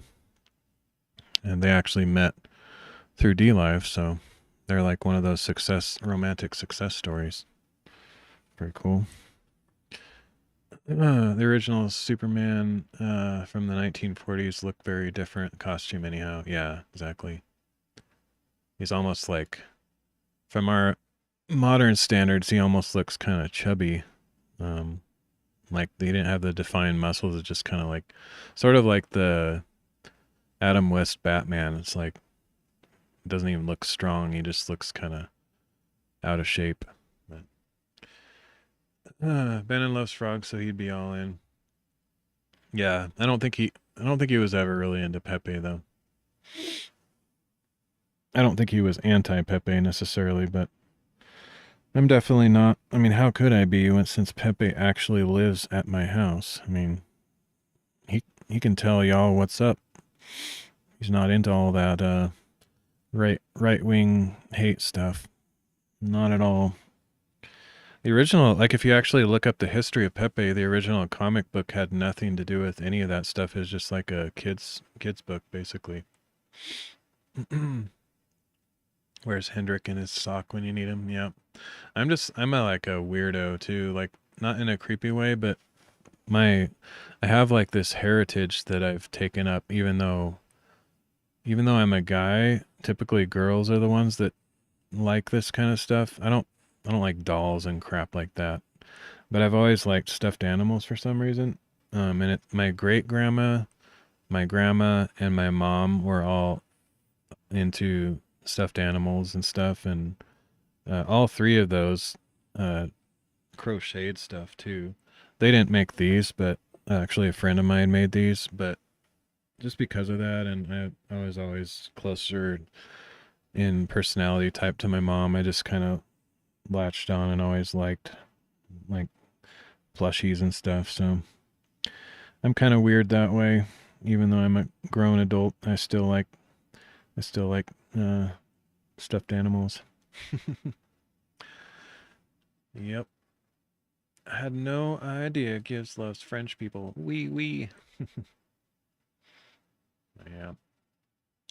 I'm a weird one. Like, I mentioned this in my profile on DLive, and I think I copied part of it over to Valora, but I'm extremely old-fashioned, like I mentioned, from the like 1850s or something like that. But at the same time, extremely weird. So I like Weird Al, I like Monty Python, I like Steve Odekirk, all that nonsensical stuff. That's kind of my humor style. And I'm very, very childish. Uh, may not seem like it on stream, but when I get together with my lifelong friends, we're just like goofing off like we're teenagers still. It's pretty crazy. But Mama and Papa Frogs with their 2 babies. Yeah, I actually looked for a baby Pepe the Frog online. I never found one that I liked, but I kind of wanted to get one to complete the family. Or like a tadpole or something. Melisha made Jimbo a red crocheted Rastafarian beanie. Yeah, I've seen that. It's cool. Yeah, the that joint or whatever you call it, just because of the color she chose, it really looks like it's actually lit up or whatever. It's funny. But yeah, yep. Grogu could be related to Pepe. Could be.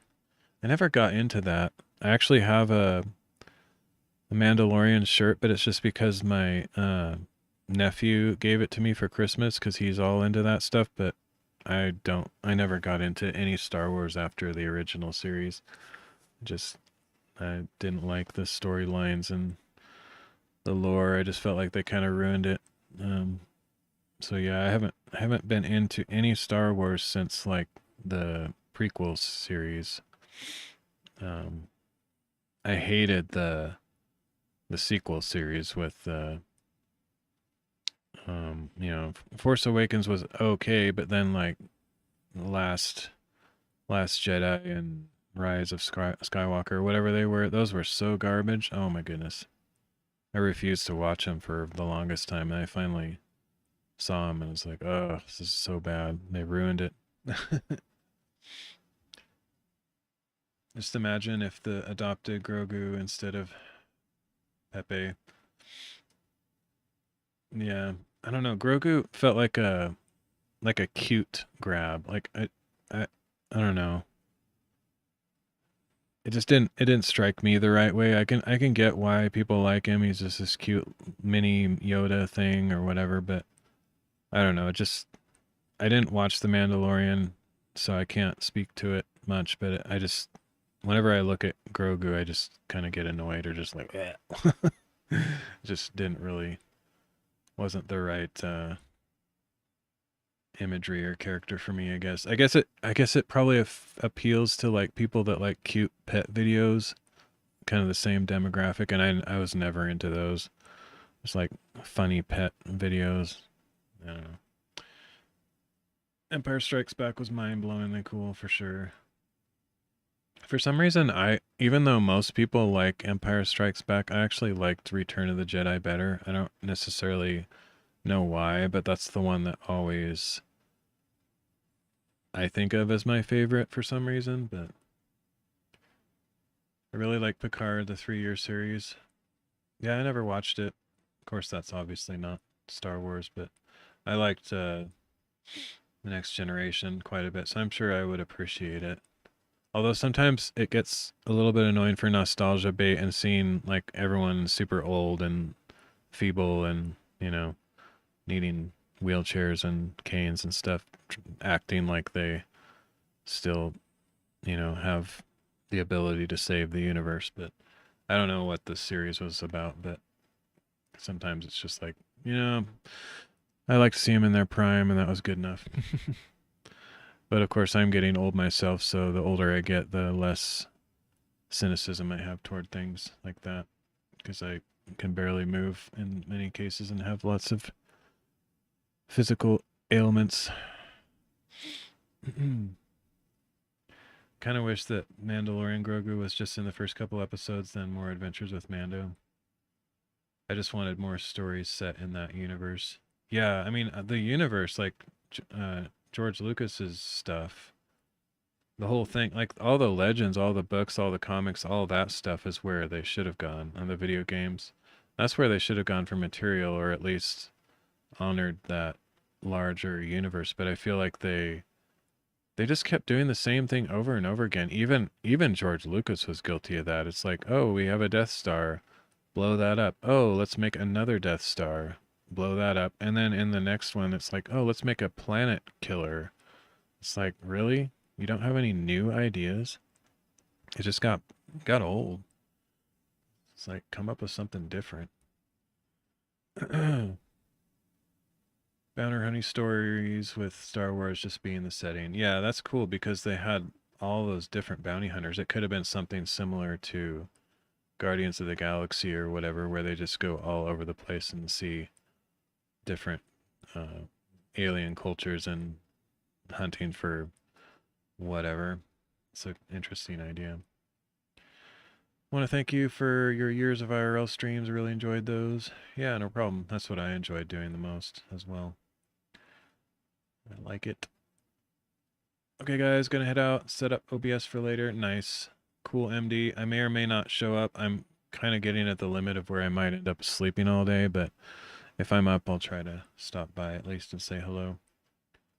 That's cool that you and Dale are gonna do something. If you're on like later in the evening and stuff, then I'll most likely be able to drop by. We'll see. Winter night walk through Portland in the snow. Yeah, that was fun. That was fun. That was when JD Max was around. I remember messing around with him with the Max, and yeah, good times. I miss a lot of people from the DLive days. I wish there was a way to like connect. You know, they talked about having DLive meetups more than just the Seattle one that I went to in 2019. Like, Crazy K-Man was trying to do a UK one, and then somebody here, I don't remember who it was trying to do one down in Texas or something, and I don't know if it ever pulled together, but it's kind of a shame. You guys doing the DJ stream today? Yes, self, approximately 3 to 4 hours. Noise. But yeah, I appreciate all you guys. It's kind of crazy to me that all of this feels real and unreal. Like you guys are like friends because I've known you for so long, but it's weird. Haven't ever met any of you guys, and I feel like I'm just this random guy that streams. Like I should have never been a live streamer. I feel so weird. It's like uncanny valley of weirdness. Like as soon as I'm done streaming, I just turn the camera off and just go sit around and do whatever stuff. It's I don't know if you guys feel that way, but maybe Elfstar does. It's like have this big production, do all this art stuff, and then turn the camera off and then just go sit in a chair and pet your dog or something, or talk to your wife. It's a weird reality thing. There's a surreal feel to this. Agreed. Yeah, it's like we're all like mini pretender celebrities, but we've never hit it big, and it's just I don't know. That's why I kind of resist the whole too high of production, because I don't want to get too big in my own head and pretend I'm like somebody or something. But even with just doing this at all, with all this technology, like I have a bunch of lights doing all this crazy colors and stuff, and like camera in different directions. I used to do way more high production with green screens and like back rim lighting with blue. It looked cool, and like contrasting yellow, orange, and all this crazy stuff. And I used my mirrorless camera as like razor sharp and all that stuff. Right now I'm just using my phone, but like back in the day I was like super high production. I'm just like, why in the world am I doing this? It's so weird. I don't know, but I guess it's just fun. I do it just for fun. But yeah, I'll probably end the stream pretty soon. I was thinking of playing for a long time, but I got enough satisfaction of seeing that with a little bit of effort I can get back what I lost. Like I'm not nearly as proficient on the piano as I was when I started in 2019, or when I played for a while, but not that far off. I think it wouldn't take that long to get back to where I was and start enjoying that as a hobby. So not going to promise anything, but I might do more of these streams in the future, just late at night if I can't sleep, just get up and play some piano or something, like I used to. Same kind of vibe where lurkers are always welcome just to come by and try to get to sleep with some relaxing sounds. And apparently I have a Bob Ross like monotone voice, more like Ben Stein, but anyway, we'll see. We all live in a yellow submarine. Astonishing time. Tech allows us to all connect in ways humans never could before all over the planet. Yeah, it's nuts. That's one of my favorite things, and I missed it. Like back in the early DLive days, I knew people from all over the place. Right now, I kind of know people from Australia and I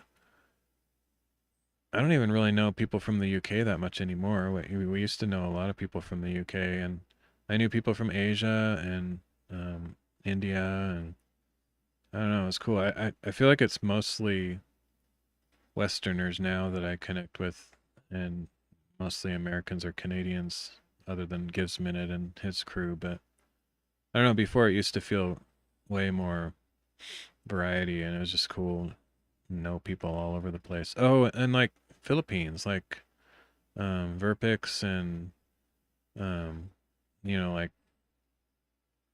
uh, his crew. There was several people from there, just all over the place. Really cool. Kuya, yeah, of course. Yep. How did they get the tiny man inside the box? Yeah.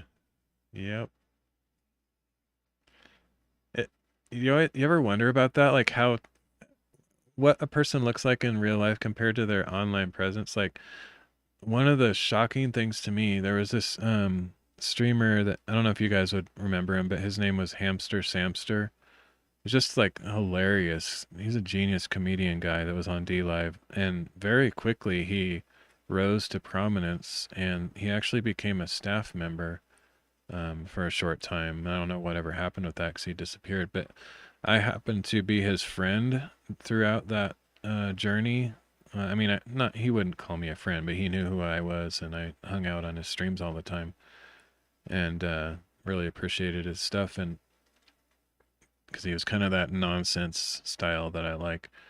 And anyway, he became a staff member, and he ended up going to the meetup in Seattle just at the time that I went. So I got to meet him, and he was like he had to be at least 6'6", maybe even almost 7 feet tall. He was huge, but on stream he had no idea. Like you wouldn't have guessed that.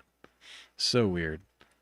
And you meet somebody like Tom Cruise. He's all kind of short, relatively, or just you just can't really tell. Or you think of the guys that play Spider-Man. Surely they're all short, but some of them aren't. And or the Hobbits. You just assume they're all small people, but in reality, it's just camera tricks and vice versa. It's just so weird. Axie was Malaysia. I don't even think I knew them. Axie. But yeah, there was like the Unholy Trinity. Who were those guys? I can't remember their names. But I hung out with them a little bit. I can't even think of any of the three names. Yeah, there's so many people. It's crazy. Um, Anime Otaku Master. I think that was one of them. Otaku Master or something. Can't I certain back then I used to remember his name. Armin, something like that. And then who was two of the other one? One of them was a musician guy, the guitarist from Eastern Europe. I can't remember which country right now. He's on my list. I don't know why I'm trying to think of them, but they just came to mind randomly. Anyway, yeah, so many people. Curious now. Gotta look.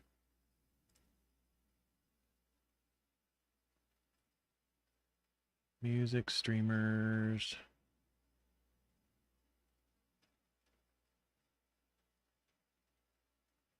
Lich Haze, that's him.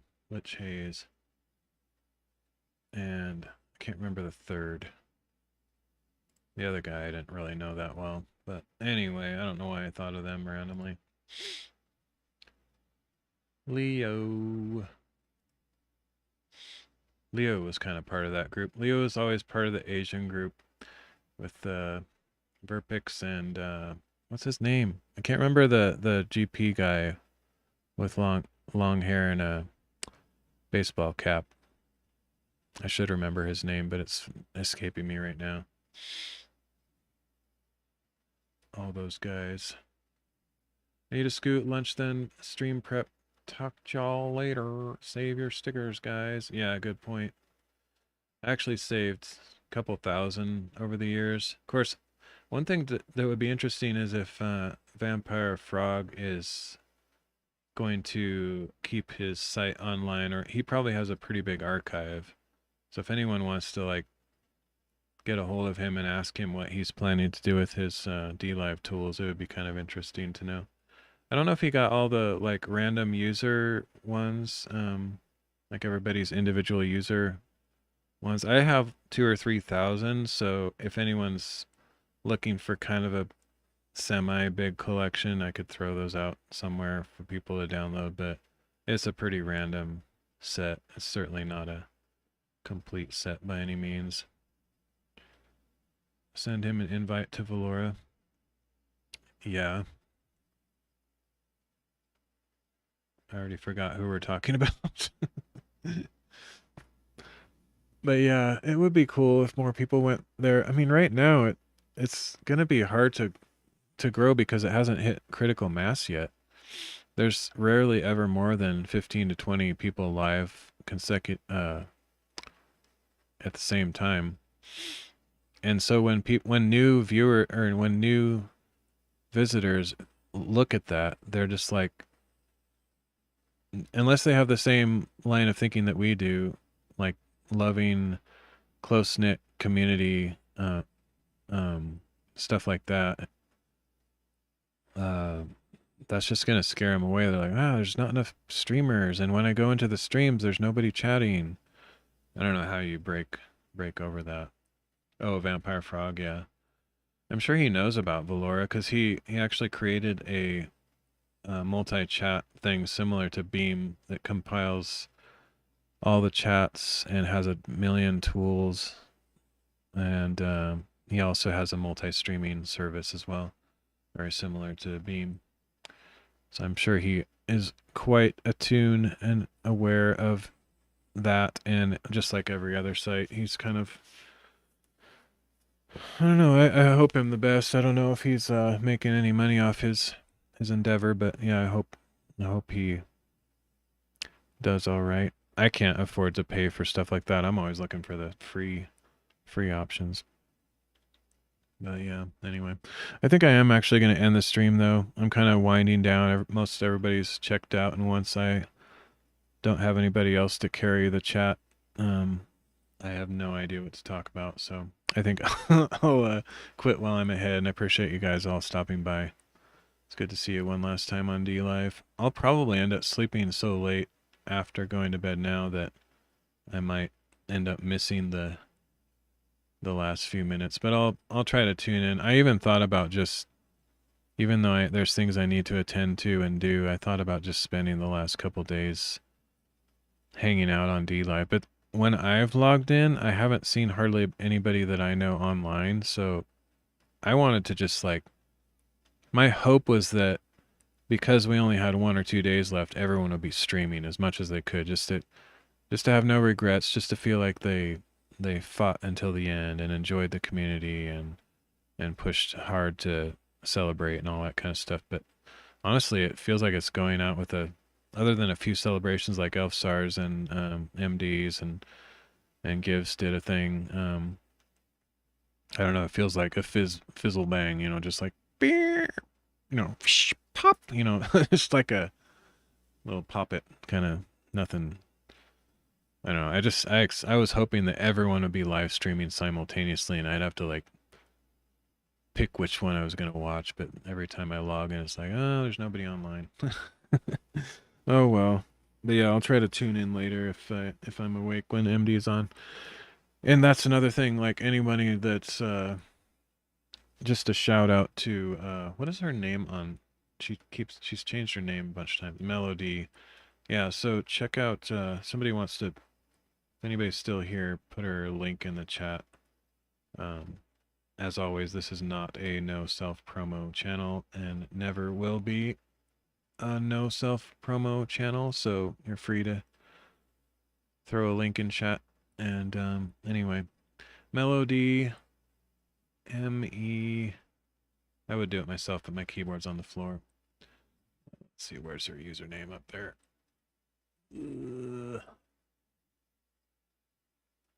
Yeah, Mellow, MELLOW_D, I think, is doing a stream on DLive and probably on, I don't know if she's multi-streaming on PhLoReVeR and whatnot, but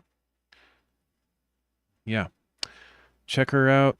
It's one of the last few. Oh, and Lolo, she's a GP. She did a sort of a last DLive stream a little bit earlier. I got to stop by and say goodbye or hi to her or whatever. She's streaming on Kick. I don't know if anywhere else, but she's still going at it. I think she's known as West Coast Lolo on Kick. So if you want to connect with her, if you ever made friends with her, she's still doing it. Of course, High Res. I don't know. Did High Res do an official last stream, or is he? I know he's been kind of active, but I think he's been more active in chat than actually streaming. But anyway, blah blah blah. I'm gonna head out. Thanks for joining me. I will catch you all later.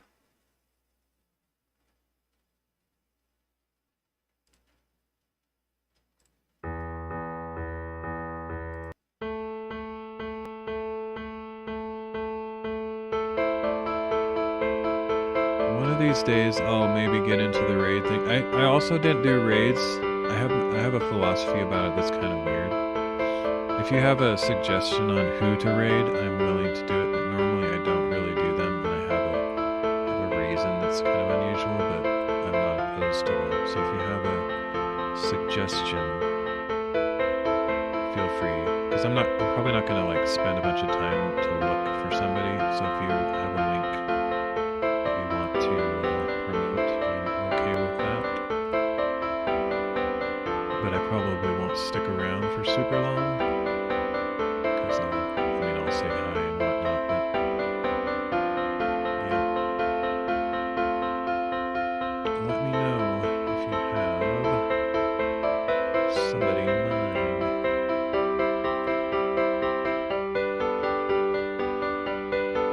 I didn't even look at my viewer count, didn't realize I had no idea. Still need to meet people. Yeah, same. I'll do a quick check, see if anybody's online. I've only followed like pretty much DLive people and a couple others.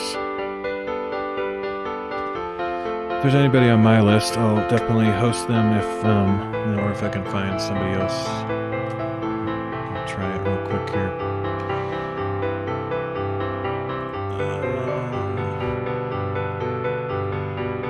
If X-Doctor Firefly himself was on, I would host him, but it's just his 24-hour thing, and he's usually not in chat for that, so I prefer to find somebody that's actually in chat. Let me check. Blah, blah, blah, blah, blah.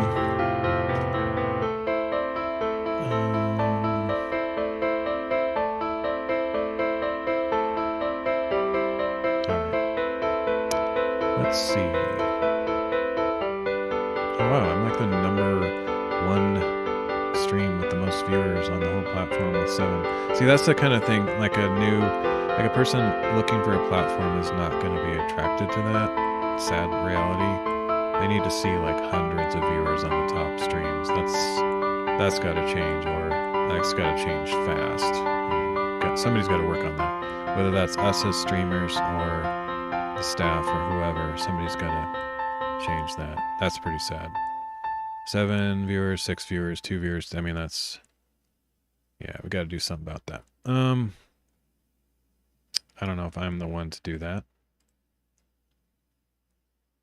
Anybody have a suggestion? Anybody have a suggestion? Oh, Mama Cause. Let's see. See ya, Leo. Let's do Mama Cause. I'm okay with anybody, really. Let's check it out.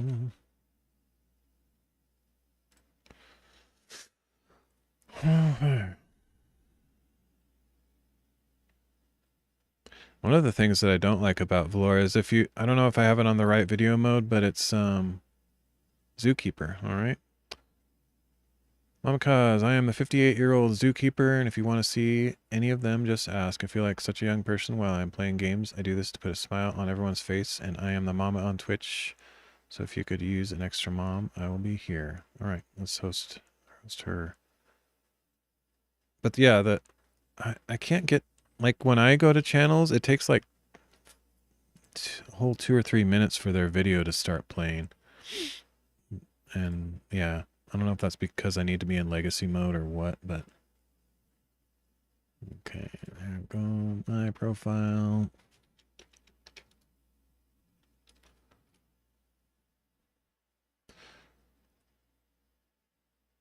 Okay, I did the raid.